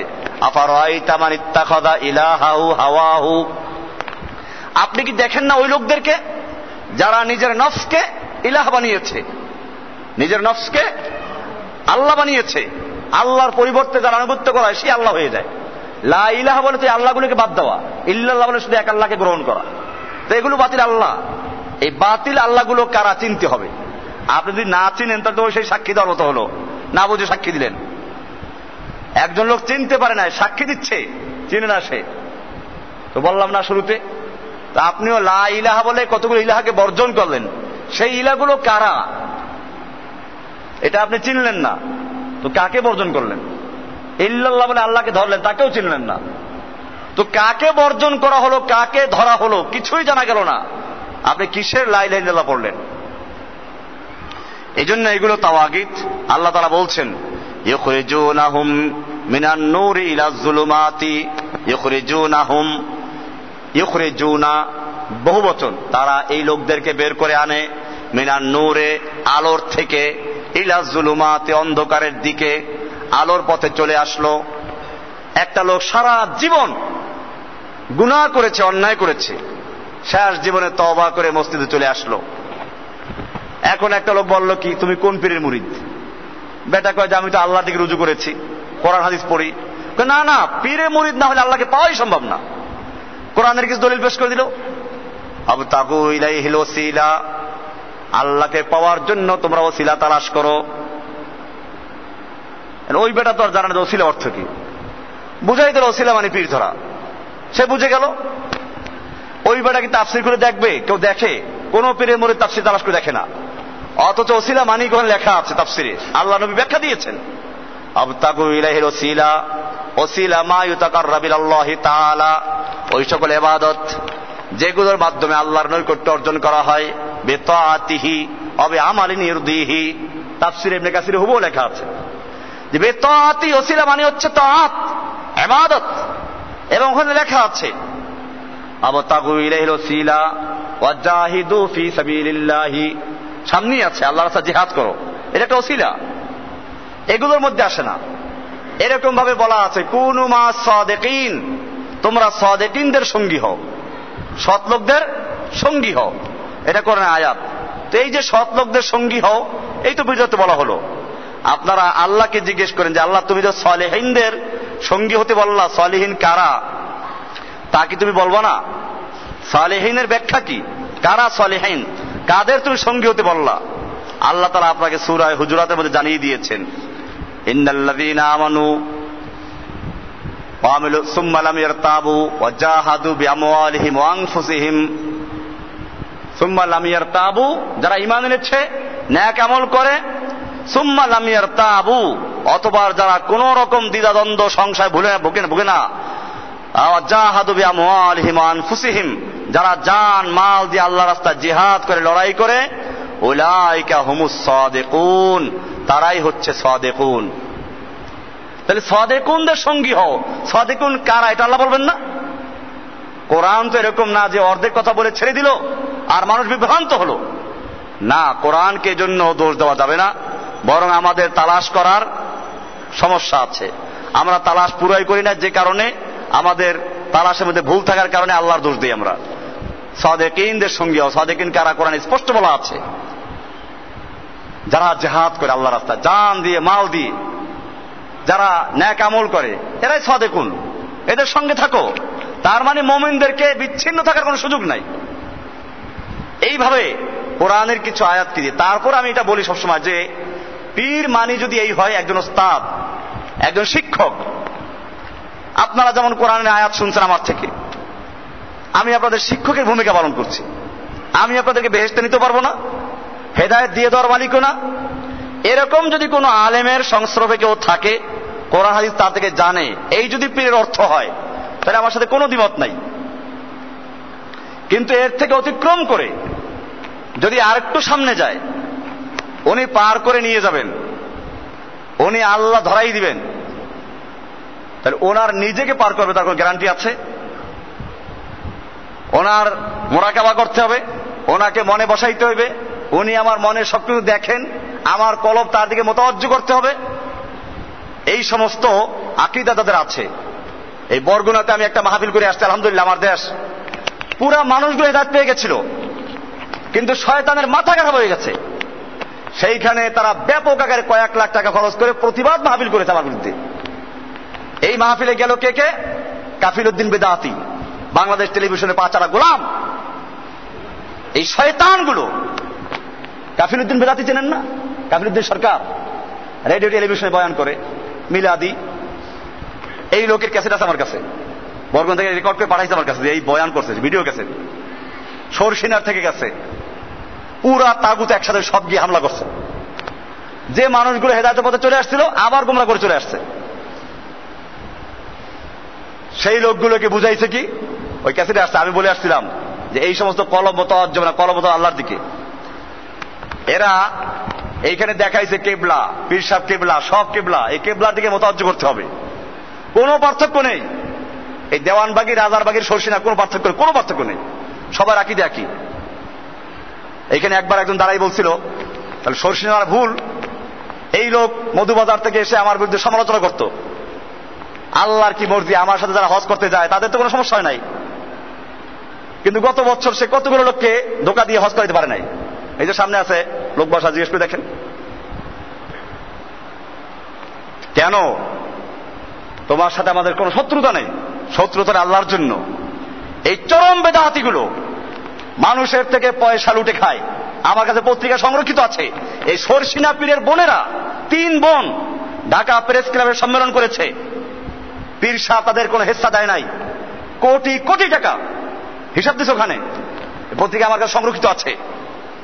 সম্মেলন করেছে, যে এত জমি সাভারে, এত জমি মিরপুরে, এত জমি অমুক জায়গায়, কয়েক কোটি টাকার সম্পত্তি, আমাদের কোনো হিসাব দেয় নাই। যখন আমরা বলি তুমি তো পীর সাহেব মানুষ, কোরআন হাদিসের কথা বলো, কোরআন হাদিস অনুযায়ী আমার কাছে ভাগ, আমাদের ভাগটা দিয়ে দাও, তখন পীর উত্তর দেয়, কোরআন কোরআন করবি তোরা কিছুই পাবি না, কোরআন কোরআন করবি তোরা কিছুই পাবি না। পত্রিকা আছে আমার কাছে, দেখে নিন কারো প্রয়োজন হলে। কোন পীরের বিরুদ্ধে মামলা না হচ্ছে?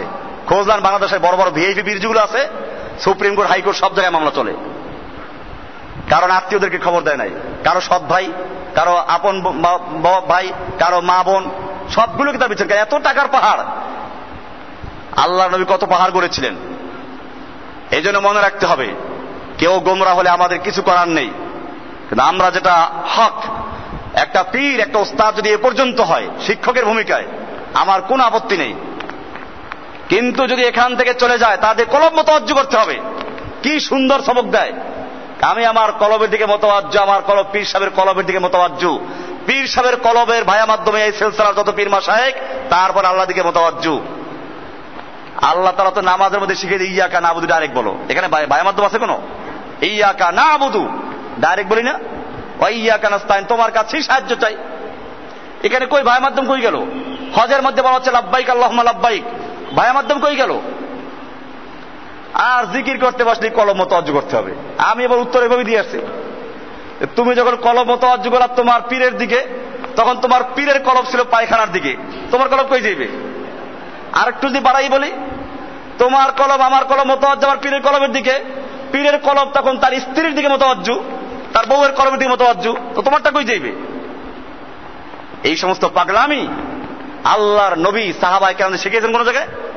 কোরআন হাদিসে কোন দলিল আছে এরকম? একটা দলিল আমি চ্যালেঞ্জ করে আসছি, যে খালি সরসিনা না, বাংলাদেশের যত পীর আছে, ইন্ডিয়া থেকে ভাড়া করো, পাকিস্তানে ভাড়া করো, আমি আজকে বলছি, কেউ যদি এখানেও থাকেন, আমি এখনো চ্যালেঞ্জ করি, এই মসজিদে আসেন, অথবা যেখানে বলবেন, আবাহনীর মাঠ আছে, পল্টন ময়দান আছে, না হলে একেবারে যমুনা ব্রিজের পাশে মাঠ আছে, যেখানে বলে আমি একা দাঁড়াবো ইনশাআল্লাহ। বাংলাদেশের সব পীর আলেম চামচা একাত্তর আমি একা বহস করবো ইনশাআল্লাহ। আজকেও চ্যালেঞ্জ করলাম, যদি কেউ থাকেন পৌঁছে দেন আমার পক্ষ থেকে, একা চ্যালেঞ্জ করবো ইনশাআল্লাহ। যখন ফখর নয়, হকের পক্ষে একা দাঁড়ান যায়। ইব্রাহিম আলাইহিস সালাম একা দাঁড়িয়েছিলেন, কই আসে তো না কেউ, পিছনে বসে সমালোচনা করে। আসতে বলেন, কোরআন হাদিস দিয়ে বহস হবে ইনশাআল্লাহ। যাই হোক, এইভাবে তরিকা, এই চিশতিয়া, সাবেরিয়া, নকশাবন্দিয়া, মুজাদ্দিদিয়া, কিসের তরিকা এগুলো? মুসলমান তরিকা একটা, লা ইলাহা ইল্লাল্লাহ মুহাম্মাদুর রাসূলুল্লাহ, রাসূলের তরিকা।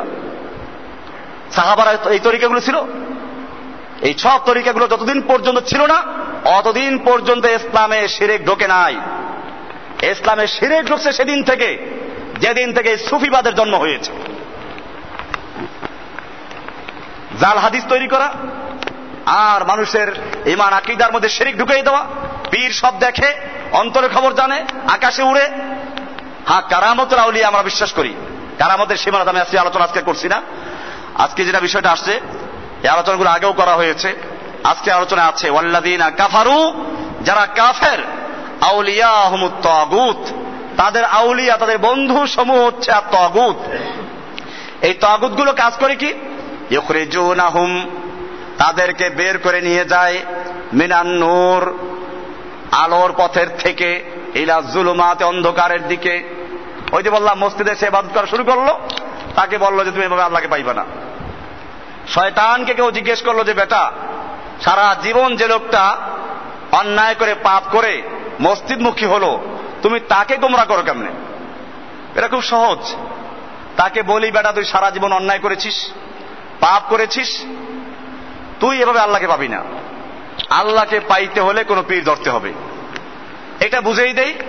এরপরে একটা ভণ্ড পীর ধরাই দেই, বাস। এরপরে শয়তান বলে যে আমার যত কাজ সবাই পিছাবি করে। শয়তানের যত কাজ সবকে আঞ্জাম দেয়, ওই পীর সাহেবই আঞ্জাম দেয়। আল্লাহ তাআলা বলছেন ওয়াল্লাযীনা কাফারু আউলিয়াহুমুত তাগুত, যারা কাফের তাদের বন্ধু হচ্ছে তাগুত।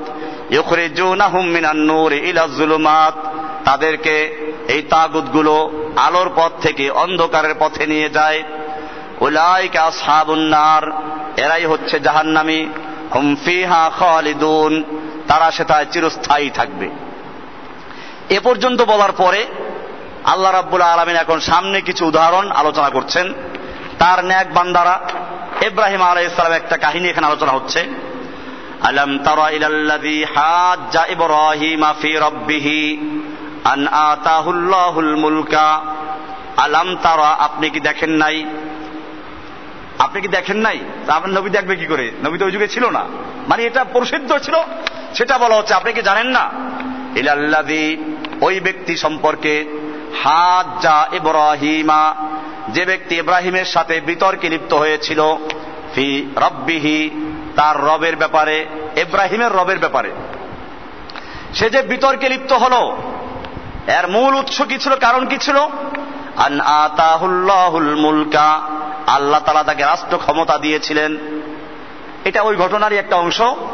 ইব্রাহিম আলাইহিস সালাতু ওয়াস সালাম যখন হেদায়েতের পথ খুঁজে পেলেন, সামনে এগুলো বিস্তারিত আসবে, রাতের আধারে তিনি চিন্তা করতে লাগলেন। এই জন্য বলছি হেদায়েত তলব করতে হবে, তালাশ করতে হবে। এমনি আপনি হেদায়েত পেয়ে যাবেন এত সহজ না। এই জন্য সালমান ফার্সির কাহিনী আমি বলেছি, ইব্রাহিম আলাইহিস সালাম রাতের আধারে বসে গেছেন, আকাশের তারকার দিকে তাকিয়ে চিন্তা করতে লাগলেন। ফালাম্মা রাআ কাওকাবান ক্বালা হাযা রাব্বি, তারকা দেখলেন, বলে এটা আমার রব।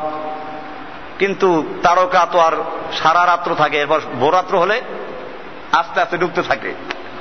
সারা রাত্র চিন্তা করতে করতে যখন এগুলো সিদ্ধান্ত আসলো এগুলো আমার রব, যখন তারকা ডুবে গেল, না না এগুলো রব হতে পারে না। ইন্নী লা উহিব্বুল আফিলিন, যেগুলো ডুবে যায় সেগুলো আমার রব হতে পারে না। তাহলে আমার রবকে? আবার কিছুদিন চিন্তা করতে করতে আর এক রাত্রে বসলেন, পূর্ণিমার রাতে, কি আলোকোজ্জ্বল চাঁদ। এবারে এটাই রব হবে, এটাই আমার রব।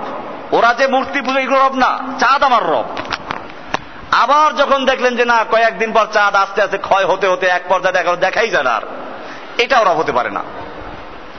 এরপরে আবার একদিন সকালবেলা চিন্তা করতে লাগলেন, তাহলে রবটা আসলে কে?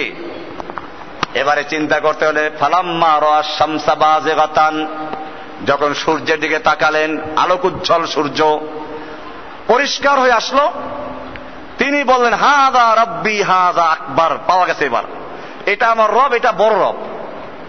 চাঁদও না, তারকাও না, এটা বড়।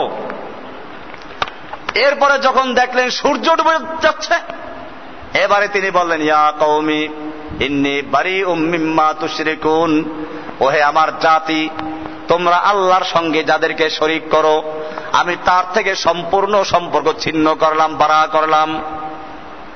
আমি যারা ডুবে যায়, যাদের ক্ষয় হয়, যাদের পরিবর্তন হয়, আমি তাদের আল্লাহ হিসেবে গ্রহণ করতে পারি না। ইন্নী ওয়াজ্জাহতু ওয়াজহিয়া লিল্লাযী ফাতারাস সামাওয়াতি ওয়াল আরদা হানিফা ওয়া মা আনা মিনাল মুশরিকিন। ইন্নী ওয়াজ্জাহতু, আমি আমার চেহারা মোতাওয়াজ্জু করলাম কার দিকে? পরিষ্কার আয়াত, লিল্লাযী ফাতারাস সামাওয়াতি ওয়াল আরদা, সেই মহান জাতের দিকে, মহান সত্তার দিকে। লিল্লাযী ফাতারাস সামাওয়াতি ওয়াল আরদা, যিনি আসমান এবং জমিনকে সৃষ্টি করেছেন তার দিকে মোতাওয়াজ্জু হচ্ছি। হানিফান, খালি মোতাওয়াজ্জু না, মোতাওয়াজ্জু তো পীরেরাও হয়, ওইভাবে না, শরীক করে না। হানিফান, হানিফ শব্দের অর্থ হচ্ছে মাইলান আন জামিউল বুতলানি ইলাল হক, সমস্ত বাতিলকে ত্যাগ করে যে ব্যক্তি হকের পথ ধরে। আর এক কথায় মুওয়াহিদ, তাওহীদ, তাওহীদবাদী। হানিফান, তাওহীদের ভিত্তিতে সমস্ত বাতিলকে ত্যাগ করে আমি আল্লাহকে ধরলাম, তার দিকে মোতাওয়াজ্জু হলাম। হানিফান। এরপরে আবার বলা হচ্ছে আমা আনা মিনাল মুশরিকিন, আমি মুশরিকদের অন্তর্ভুক্ত নই, আমি মুশরিকদের অন্তর্ভুক্ত নই। এত ব্যাখ্যা কেন? একটু চিন্তা করতে হবে যে আল্লাহর দিকে মোতাওয়াজ্জু হয়েও মুশরিক হতে পারে, নামাজ পড়েও মুশরিক হতে পারে। সেই জন্য ইব্রাহিম আলাইহিস সালাম স্পষ্ট করে দিলেন আমা আনা মিনাল মুশরিকিন। এবারে নিজে হেদায়েত পেলেন, এই দাওয়াত দেওয়া শুরু করলেন, তখন গিয়ে তার বাপ নমরুদের কাছে মামলা করলো। এরপরে এই কাহিনী, ইব্রাহিম আলাইহিস সালামকে নমরুদের দরবারে হাজির করা হলো, জিজ্ঞেস করলো তুমি নাকি এরকম বলো। ইব্রাহিম আলাইহিস সালাম বলেন কি দেখেন, আলাম তারা ইলাল্লাযী, সূরা বাকারা এর 258 নম্বর আয়াত থেকে ঘটনা শুরু। আলাম তারা ইলাল্লাযী হাজ্জা ইব্রাহিমা ফি রাব্বিহ, আপনি কি দেখেন নাই ওই ব্যক্তিকে, ইলাল্লাযী যে ব্যক্তি, হাজ্জা ইব্রাহিমা ইব্রাহিমের সঙ্গে বিতর্ক করেছে, ঝগড়া করেছে, ফি রাব্বিহ তার রবের ব্যাপারে, রবকে নিয়ে। নমরুদ বলে একটা, সে নিজেই রব, আবার তার অনেক দেবদেবী আছে, আর ইব্রাহিম বলে না এক আল্লাহর উপর ঈমান রাখতে হবে। এই রবকে নিয়ে যখন বিতর্ক শুরু হলো, আল্লাহ বলছেন সে এই বিতর্ক জুড়ে দিল কি জন্য, আন আতাহুল্লাহুল মুলক, আল্লাহ তাআলা তাকে ক্ষমতা দান করেছিলেন, রাষ্ট্র ক্ষমতা তার হাতে ছিল, এই ক্ষমতা পেয়ে সে আল্লাহকে ভুলে গেছিল। ইয ক্বালা ইব্রাহিমু রাব্বিয়াল্লাযী ইউহয়ী ওয়া ইউমীতু, ইব্রাহিম আলাইহিস সালাতু ওয়াস সালাম বললেন আমার রব তো সেই মহান জাত, মহান সত্তা, আল্লাযী ইউহয়ী ওয়া ইউমীতু, যিনি জীবিত করেন আবার মৃত্যু দান করেন। ইউহয়ী জীবন দান করেন, ইউমীতু যিনি মৃত্যু দান করেন। নমরুদ উঠে বলল কি, ক্বালা আনা উহয়ী ওয়া উমীতু, আমি তো জীবিত করি আর মৃত্যু দেই। এই জেলখানা থেকে দুটো লোক ধরে নিয়ে আসতো, ওইখানে সেই কারবারি করেছে। এই কাফিলউদ্দিন বিদআতি মিলাদ সাবেত করেছে। তিরমিজি শরীফে একটা হাদিস আছে, বাব আছে, বাব মিলাদিন নবী। এইখানে আলোচনা হয়েছে আল্লাহ নবী কিভাবে জন্ম হয়েছেন, সেই হাদিসগুলো সে দেখাইলো। এই যে বলে মিলাদ নাই, তো মিলাদ আছে তিরমিজি শরীফে, আমার কাছে রেকর্ড আছে। যদি কাফিলউদ্দিন বিদআতির কোনো ভক্ত থাকেন, হয়তো তার গায়ে লাগতে পারে, থাকাই স্বাভাবিক, কারণ আপনারা জানেন না এত বড় বিজ্ঞ ব্যক্তি, রেডিও টেলিভিশনে বক্তব্য রাখে, নেসারিয়ার প্রিন্সিপাল, আমিন কি শান্তিনগর মসজিদের খতিব, এত বড় ব্যক্তি, আর কথাও তো ভালো বলে, সব কথা খারাপ বলে নাকি? শয়তানও সব কথা খারাপ বলে না। কাজী কেউ হয়তো ভক্ত থাকতে পারেন, আমার কাছে ভিডিও ক্যাসেট আছে, উনি দেখাইছেন তিরমিজি খুলে, এই মিলাদ নাই, এই যে মিলাদ আছে তিরমিজিতে, উনি কি ধোকা দেন না? এটা ওই মিলাদ মানে আল্লাহর নবীর জন্ম, এটা নিয়ে কোনো ইখতিলাফ আছে তার সাথে আমার? মিলাদ বলতে এই দেশের যে প্রচলিত মিলাদ, এটা নিয়ে ঝগড়া। এই প্রচলিত মিলাদ এটা বিদআত। উনি মিলাদ দেখায়, কিতাব খুলে দেখাইতেছে বাবু মিলাদিন নবী, এই যে মিলাদিন নবী সম্পর্কে আলোচনা আছে, ওইখানে আছে আল্লাহ নবী জন্মগ্রহণ করছে, সে সময় কি ঘটনা ঘটছে, এই বিষয়গুলো। তোমার সাথে এই মিলাদ নিয়ে ঝগড়া আছে। ওই একবার মাইজ ভান্ডারীদের সাথে বলা হচ্ছিল, তো ওরা বললো যে নাচানাচি আমরা কইলে কোরআন শরীফে আছে, কোন জায়গায় আছে? আরে সূরা নাস পড়ো না, নাসার একটা সূরাই আছে, কুল আউযু বিরাব্বিন নাস মালিকিন নাস ইলাহিন নাস, রব নাসে, মালিক নাসে, ইলাহ নাসে, আমরাও নাসি। দলিল দিছে কোরআন থেকে। এই মাইজ ভান্ডারী যেরকম নাসে দিয়ে নাসার দলিল দিল, কাফিলউদ্দিন বিদআতিও তিরমিজির হাদিস খুলে দেখাই দিল মিলাদুন নবী। কাকে ধোকা দিচ্ছ? তোমার সাথে আমার তো এমন কোনো ঝগড়া নাই। তুমি হয়তো আমাকে ওই লোকগুলোকে গোমরা করার জন্য একটা ধোকা দিয়ে আসতা, তুমি নিজেও জানো, ও নিজেও জানে যে এই মিলাদ নিয়ে কোনো ঝগড়া নাই। মিলাদ মানে আল্লাহ নবীর জন্ম, তো আল্লাহ নবীর জন্ম আমরা আলোচনা করি না, এই নিয়ে কোনো ঝগড়া আছে? তিরমিজির হাদিসে যে মিলাদ আছে, এই মিলাদ নিয়ে কোনো ঝগড়া আছে? সেই মিলাদ মানে জন্ম বৃত্তান্ত আলোচনা করা হয়েছে। তোমার সঙ্গে এই মিলাদ নিয়ে কোনো ঝগড়া নাই। এইভাবে মানুষকে বিভ্রান্ত করে, সেটাই আসছে। ইব্রাহিম আলাইহিস সালাম বলেন আমার রব হচ্ছেন তিনি। দেখেন কুফফারদের যুগে যুগে মিল আছে। এই বেদাতি আর কুফফাররা, এই মুশরিকগুলো, এদের সঙ্গে সব যুগে মিল আছে। ইব্রাহিম আলাইহিস সালাম বলেন আমার রব তিনি যিনি ইউহয়ী ওয়া ইউমীতু, জীবিত এবং মৃত্যু দান করেন। এই নমরুদ করলো কি, জেলখানার থেকে দুইটা লোক ধরে নিয়ে আসলো, একটা সময় হুকুম দিলে ওরা মারি ফেলো, আর একটা ওরা ছেড়ে দাও। এই তো আমি একটাকে জীবিত রাখলাম, একটা মরে ফেললাম। বলছে সে ক্বালা আনা উহয়ী ওয়া উমীতু, আমি তো জীবিত করি, আমি তো মৃত্যু দেই। ক্বালা ইব্রাহিমু, ইব্রাহিম আলাইহিস সালাম এই বিদআতের কেমনে বুঝাবো? ও মিলাদ দেখাইতেছে হাদিস থেকে। ওরে ও যে গোমরা করলো পাবলিকের, পাবলিক কি বুঝানো যাবে? পাবলিকের দেখে তো নাচানাচি কোরআন শরীফ আছে, কোরআনের নাস মালিকিন নাস ইলাহিন নাস, এই পাবলিক কেমনে বুঝাবে যে নাস মানে এই নাস না, নাস মানে মানুষ? ইব্রাহিম আলাইহিস সালাম মোড় ঘুরে দিলেন, উনি দলিল দিলেন, আচ্ছা ঠিক আছে। ক্বালা ইব্রাহিমু, ইব্রাহিম আলাইহিস সালাম বললেন তাহলে ঠিক আছে। ফাইন্নাল্লাহা ইয়াতি বিশ-শামসি মিনাল মাশরিক ফাতি বিহা মিনাল মাগরিব। আচ্ছা ঠিক আছে, আমি যে আল্লাহর দিকে দাওয়াত দেই, সে আল্লাহ পূর্ব দিক থেকে সূর্য উদয় করেন আর পশ্চিম দিকে ডুবান। তুই পারলে পশ্চিম দিকে উদয় করে পূর্ব দিকে ডুবা। দেখেন সে বলতে পারতো, আরে এইটা তো আমি করি, তোর রব পালে উল্টাটা করুক, বলতে পারতো না?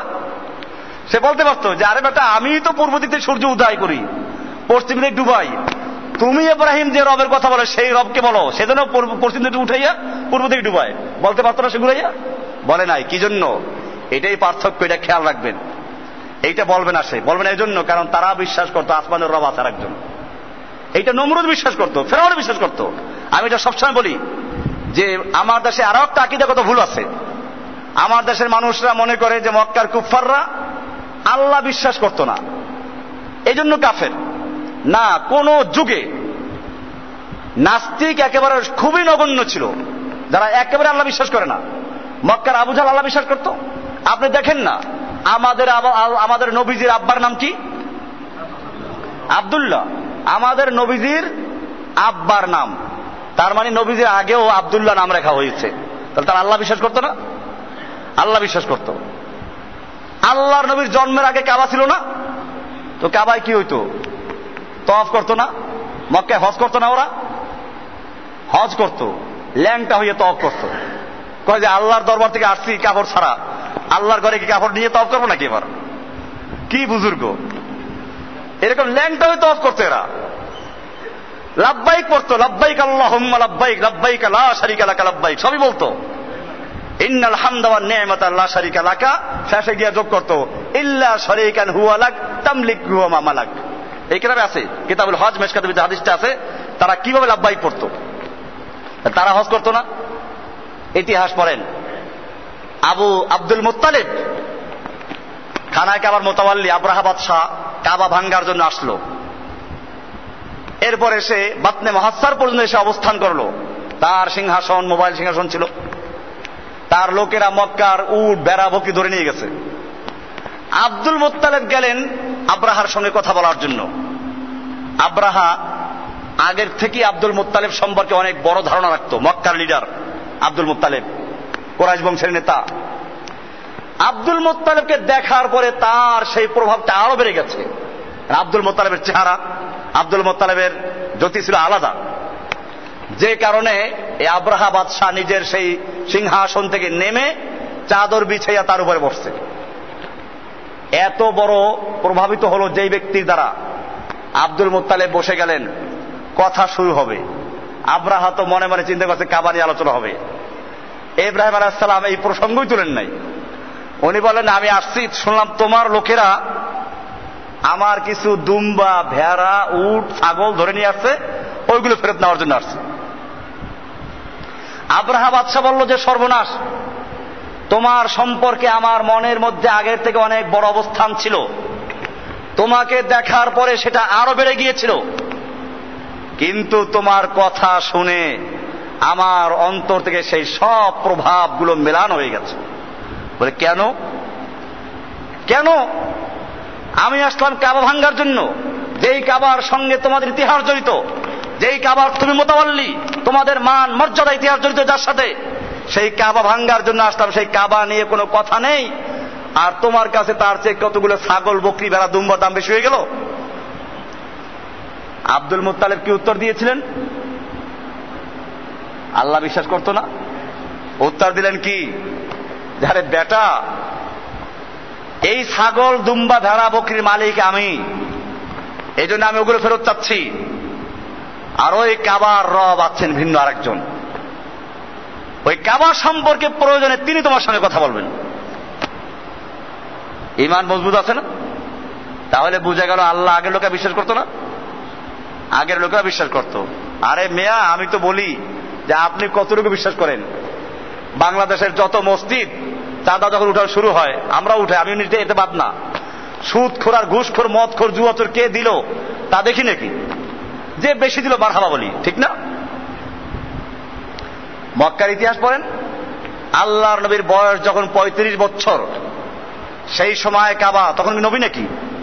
35 বছর বয়স, তখন নবী হয় নাই। এই সময় কাবা নির্মাণ হলো। এই কাবা নির্মাণ করতে গিয়ে মক্কার নেতারা তখন বসলো। সেই নেতা কারা? আবু জাহল, আবুল হাবরাই তো। তারা পরামর্শে বসলো যে আল্লাহর ঘর নির্মাণ করতে গিয়ে আমরা হারাম পয়সা লাগাবো না, হালাল পয়সা জমা করো। প্রত্যেক গোত্রে গোত্রে হালাল পয়সা চাঁদা করার লোক নিয়োগ করে দেওয়া হলো, হালাল পয়সা জমা করা হলো। ইঞ্জিনিয়ারকে ডাকা হলো, ইঞ্জিনিয়ার এসে বলল, এই হালাল পয়সা যা জমা হয়েছে এই পয়সা দিয়ে ইব্রাহিম আলাইহিস সালামের ঘর যে পর্যন্ত ছিল এই পর্যন্ত নির্মাণ করা সম্ভব নয়। বল তাহলে কি করা যায়? হয়তো কাবার কিছু অংশ বাদ দাও, নতুবা হারাম পয়সা যোগ করো। মক্কার কুফাররা কি করেছিল?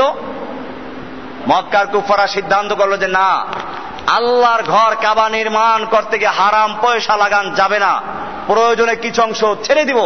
এবং তাই করা হয়। আজ পর্যন্ত দেখবেন কাবার একটা অংশ বাইরে আছে, ওটা সেই মক্কার কুফাররা যে ওই সময় হালাল পয়সার অভাবে ছেড়ে দিয়েছিল সেইটা এখনো বাইরে রয়ে গেছে। তারা আল্লাহ মানত না? পার্থক্য কোন জায়গায়?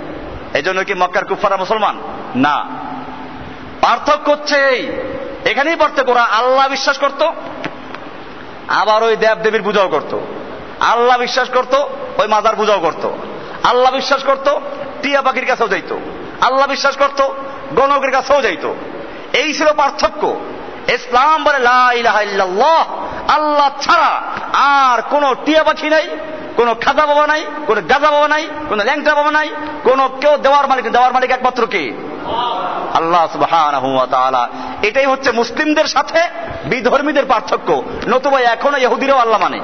বর্তমান যুগে ইহুদিরা আল্লাহ বলে, খ্রিস্টানরা আল্লাহর কথা বলে না, জান না আল্লাহর কথা বলে। তারা বই প্রচার করে, তাতে দেখবেন যে নবীদের নাম লেখা আছে। নবীদের নাম ঈসা আলাইহিস সালাম, আমরা বলি ঈসা, ওরা বলে যিশু। আমরা বলি ইসহাক আলাইহিস সালাম, ওরা বলে আইজাক। আমরা বলি ইয়াকুব, ওরা বলে জাকব। আমরা বলি ইউসুফ, ওরা বলে জোসেফ। একই তো কাহিনী। এই জন্য যারা এই পার্থক্য না বুঝে, অনেক দেখবেন অশিক্ষিত লোক, আবার কিছু দুনিয়ায় অনেক বড় শিক্ষিত লোক, তারা যখন ওদের কাছে যায় আর দেখে যে কোরআনে আছে ইউসুফ, ওখানে আছে জোসেফ, কোরআনে আছে ইয়াকুব, ওখানে আছে জাকব, কোরআনে আছে ইসহাক, ওখানে আছে আইজাক, এগুলো যখন দেখে, কোরআনে আছে বিনিয়ামিন, ওখানে আছে বেনজামিন, এগুলো হচ্ছে এই দেশের অনুবাদে ভুল করে। তো যাই হোক, কাহিনী তো ওখানে যেখানে একই আছে। এইগুলো দেখার পরে বিভ্রান্ত হয়ে যায়, তখন বলে যে আর যে কোনো একটা ধর্ম পালন করলেই চলে। এটা কি জন্য? ইসলামকে না জানার কারণে, মূল পার্থক্য না জানার কারণে। ইসলামের মূল পার্থক্য অন্য ধর্মের সাথে এখানেই। ইসলাম বলে লা ইলাহা ইল্লাল্লাহ, লা ইলাহা কোন ইলাহা নাই, সব বাদ। এরপরে শুধুমাত্র এক আল্লাহকে গ্রহণ করা, নিজের সব ক্ষেত্রে এক আল্লাহর অনুসরণ করা, এক আল্লাহর ইবাদত করা, এক আল্লাহর আনুগত্য করা, এটা হচ্ছে ইসলামের বক্তব্য। আর ওরা বলে আল্লাহও আছে আর ওই দেবদেবীও আছে। হিন্দুদেরকে জিজ্ঞেস করেন, তারা 30 কোটি কি করে 30 কোটি দেবদেবীর পূজা করে। খ্রিস্টানদের জিজ্ঞেস করেন, তারা বলবে আল্লাহ তাআলার অংশ হচ্ছে যিশু, আল্লাহর পুত্র। আল্লাহ তিনটা মিলে আল্লাহ, পূর্ণাঙ্গ আল্লাহ ঈসা মানে যিশু, মেরি মানে মরিয়ম, আর আল্লাহ, এই তিনটা, ইন্নাল্লাহ সালিসু সালাসা। এইভাবে খ্রিস্টানদের আকীদা। তো এইভাবেই মূল পার্থক্যটা যদি পরিষ্কার না হয়ে থাকে তাহলে তারা সব জায়গায় বিভ্রান্ত হয়। এজন্য ইব্রাহিম আলাইহিস সালাম যখন পেশ করলেন, তখন আমি বলছিলাম যে নমরুদ বলতে পারত। উনি বললেন যে আল্লাহ তাআলা পূর্ব দিক থেকে সূর্য উদয় করে, পশ্চিম থেকে ডুবায়, তুই পারলে পশ্চিম দিকে উদয় কর। নমরুদ ঘুরে বলতে পারতো, আরে না ওইটা তো আমি করি না, কারণ নমরুদ বিশ্বাস করত এই চন্দ্র সূর্যের আল্লাহর একজন আছে। এটা নমরুদরা বিশ্বাস করত, সেই জন্য সে কথা বলে নাই। কোরআনে পরিষ্কার সাক্ষী আছে, ওয়ালা ইন সাআলতাহুম মান খালাকাহুম, হে নবী আপনি যদি মক্কার কুফফারদেরকে জিজ্ঞেস করেন, নমরুদকে, আবু জাহেলকে, আবু লাহাবকে, হামানকে, ফেরাউনকে জিজ্ঞেস করেন, মান খালাকাহুম, কে ওদেরকে সৃষ্টি করেছে, লা ইয়াকুলুন্নাল্লাহ, তারা বলবে আল্লাহ সৃষ্টি করেছেন। সৃষ্টিকর্তা আল্লাহ, তাকে তারা বিশ্বাস করত। ওয়ালা ইন সাআলতাহুম মান খালাকাস সামাওয়াতি ওয়াল আরদ, আপনি যদি ওদেরকে জিজ্ঞেস করেন কে সৃষ্টি করেছে আসমান এবং জমিন, লা ইয়াকুলুন্না খালাকাহুন্নাল আজিজুল আলিম, তারা বলবে এক মহাপরাক্রমশালী আল্লাহ সৃষ্টি করেছেন। ওয়ালা ইন সাআলতাহুম মান নাযালা মিনাস সামাই মাআন, আপনি যদি ওদেরকে জিজ্ঞেস করেন কে আসমান থেকে পানি বর্ষণ করে, ফাহিয়া বিহিল আরদা মিন বাদি মাউতিহা, অতঃপর সেই পানির মাধ্যমে মৃত্যু জমিনকে, শুকিয়ে যাওয়া জমিনকে আবার উর্বর করেন কে, লা ইয়াকুলুন্নাল্লাহ, তারা বলবে কে করে। ওয়ালা ইন সালতাহুম মান খালাকাস সামাওয়াতি ওয়াল আরদ ওয়া সাখখারাশ শামসা ওয়াল কামার, হে নবী আপনি যদি মক্কার কুফফারদেরকে জিজ্ঞাসা করেন কে সৃষ্টি করেছে আসমান, কে সৃষ্টি করেছে জমিন, ওয়া সাখখারাশ শামসা ওয়াল কামার, এবং কে তোমাদের অধীনস্থ করে দিচ্ছে চন্দ্র এবং সূর্যকে, চন্দ্র সূর্যকে উদয় করে কে, লা ইয়াকুলুন্নাল্লাহ, তারা বলবে সবগুলো করে কে। এই জন্যই তাফসীর বুঝতে হবে। এইখানে অনেকে ভুল তাফসীর করে, কারণ নমরুদ এটা ঘুরেই বলতে পারতো, কিন্তু আল্লাহ তাআলা তাকে জ্ঞান দেন নাই, না ঘুরেই বলবে না সে, কারণ তারা তো এটা বিশ্বাস করতো না, তারা আসমানের আল্লাহ দাবি করে নাই, তারা চন্দ্র সূর্যের আল্লাহ দাবি করে নাই, এটা তাদের বিশ্বাস ছিল। তাদের তো পার্থক্য ছিল, তারা মনে করত এই জমিনের, ইরাকের জমিনের শাসক আমি নমরুদ একা, এইখানে কারো হুকুম চলবে না, আল্লাহর হুকুম চলবে না এখানে। ফেরাউন বলতো মিশরের ভূখণ্ডের মালিক আমি, এইখানে আর কারো হুকুম চলবে না। এই ছিল তাদের আল্লাহ দাবি করার রহস্য। তারা আসমানের আল্লাহ দাবি করে নাই, চন্দ্র সূর্যের আল্লাহ দাবি করে নাই, যে কারণে ইব্রাহিম আলাইহিস সালাম যখন দেখলেন যে ওরে বুঝাইলাম যে আল্লাহ তাআলা জীবন আমার মৃত্যু দেওয়ার মালিক, ও জেলখানার থেকে দুইটা লোক বের করে এনে একটাকে কতল করলো, আরেকটা ছেড়ে দিয়ে বললো এই তো আমি জীবিত করি, আমি মরণ দেই। আসছে কোরআন শরীফ, ক্বালা আনা উহয়ি ওয়া উমীতু, আমি তো জীবিত করি আর আমি মৃত্যু দেই, একটাকে ছেড়ে দিল আরেকটা মৃত্যু করে দিল। ইব্রাহিম আলাইহিস সালাম তখন দলিল ঘুরে এনে আকাশের দিকে, ও যেটা বিশ্বাস করে, এই জন্য সে এটা বলতে পারলো, সে বলে নাই কি জন্য, যে তার এটা বিশ্বাস না, সে বিশ্বাস করে যে আল্লাহ আরেকজন আছে। ক্বালা ইব্রাহিমু, ইব্রাহিম আলাইহিস সালাতু ওয়াস সালাম বললেন ফাইন্নাল্লাহা ইয়াতি বিশ-শামসি মিনাল মাশরিক, নিশ্চয় আল্লাহ তাআলা সূর্যকে পূর্ব দিক থেকে উদয় করেন, ফাতি বিহা মিনাল মাগরিব, তাহলে তুমি পারলে ওটাকে পশ্চিম দিক থেকে নিয়ে আসো, উদয় করো। ফাবুহিতাল্লাযী কাফার, আল্লাহ তাআলা বলছেন এই কাফের লোকটা একেবারে হতভম্ব হয়ে গেল। বুহিতা মাবহুত, লা জবাব হো গয়া, খামোশ হো গয়া, একেবারে সে হতভম্ব হয়ে গেল। কারণ সে কি উত্তর দিবে, কারণ সেও বিশ্বাস করে চন্দ্র সূর্যের মালিককে। এবার সেটারই দলিল পেশ করলেন, ফাবুহিতাল্লাযী কাফার, এই কাফের লোকটা মাবহুত হয়ে গেল, হতভম্ব হয়ে গেল। আল্লাহু লা ইয়াহদিল কওমাজ জালিমিন, আল্লাহ তাআলা জালিমদেরকে কখনো হেদায়েত দান করেন না। এত স্পষ্ট নিদর্শন তার সামনে আসার পরেও, হেদায়েতের কথা আসার পরেও সে হেদায়েত গ্রহণ করে নাই। আল্লাহ তাআলা সেটা বললেন, আল্লাহু লা ইয়াহদিল কওমাজ জালিমিন, আল্লাহ তাআলা জালিম কওমকে হেদায়েত দান করেন না। এজন্য হেদায়েত চাইতে হইবে। হেদায়েতের জন্য আমি শুরুতে বলেছিলাম তলব করতে হবে, বের হতে হবে, খুঁজতে হবে। আপনি যদি খুঁজেন আল্লাহ আপনাকে দিবেন, ইখরিজুহুম, আপনাকে বের করে নিয়ে আসবেন। আপনি খুঁজবেন না, আপনার নাম আবু তালেব, আল্লাহ নবীর চাচা ছিল না আবু তালেব, তালেব মানে হচ্ছে তালেব ইলম, বলেন আমরা তালেব ইলম, তালেব মানে হলো অনুসন্ধানকারী, তাহলে আবু তালেব মানে তালেব ইলমদের বাপ, অনুসন্ধানকারীদের বাপ, তলব। কিন্তু আসলে তার ভিতরে কোনো তলবই ছিল না, যে কারণে সে হেদায়েত গ্রহণ করতে পারে নাই। আর ওই সালমান ফার্সি পারস্যের থেকে কিভাবে হেদায়েত পেয়ে গেলেন, বেলাল হাফসি হাফসার থেকে সে হেদায়েত পেয়ে গেলেন, সোহায়েব রুমি রোমের থেকে সে হেদায়েত পেয়ে গেলেন, আবু যার গিফারি গিফার থেকে সে হেদায়েত পেয়ে গেলেন। কি জন্য? তাদের ভিতরে কি ছিল? তলব ছিল। আপনাকে আমাকেও হেদায়েত পাওয়ার জন্য তলব করতে হবে, চেষ্টা করতে হবে, হকের দিকে আপনাকে আসার চেষ্টা করতে হবে। বাপ দাদার যুগ থেকে কি করলো, আমার দেশের হাজার হাজার লোকেরা কি করলো, এতগুলো লোক কি কম বুঝে? এই সমস্ত কথা ছাড়েন, কোরআন এবং হাদিসের পথে চলে আসুন। ইনশাআল্লাহ আল্লাহর দায়িত্ব আছে আপনাকে হেদায়েত দেওয়ার। আজকে সে আলোচনায় ছিল আল্লাহু ওয়ালিয়্যুল্লাযীনা আমানু, আল্লাহ হচ্ছেন মুমিনদের বন্ধু। ইখরিজুহুম মিনাজ যুলুমাতি ইলান নূর, তিনি তাদেরকে, মুমিনদেরকে অন্ধকার থেকে আলোর পথে বের করে নিয়ে আসেন। আল্লাহ সুবহানাহু ওয়া তাআলা আমাদের সকলকে সত্যিকার অর্থে সমস্ত অন্ধকারগুলো থেকে বের করে আলোর পথ তথা সিরাতে মুস্তাকিমে চলার তৌফিক দান করেন। আমিন। ওয়া সাল্লাল্লাহু তাআলা আলা নবিয়িনা মুহাম্মাদ ওয়া আলিহি ওয়া আজমাইন। আল্লাহ রাব্বুল আলামিন আমাদের সকলকে কোরআন এবং সুন্নাহ চলার তৌফিক দান করেন। কোরআনের নূর দ্বারা আমাদের সিনাকে পরিপূর্ণ করে দেন। সমস্ত শিরক আর বিদআত থেকে বাঁচার তৌফিক দান করেন। দুনিয়ার ভিতরে হেদায়েতের হাওয়া এবং তাওহীদের আলো ছড়িয়ে দেওয়ার তৌফিক দান করেন। সুবহানাল্লাহি ওয়া বিহামদিহি, সুবহানাকাল্লাহুম্মা ওয়া বিহামদিকা, আশহাদু আল্লা ইলাহা ইল্লা আনতা, আস্তাগফিরুকা ওয়া আতুবু ইলাইক। আসসালামু আলাইকুম ওয়া রাহমাতুল্লাহি ওয়া বারাকাতুহু।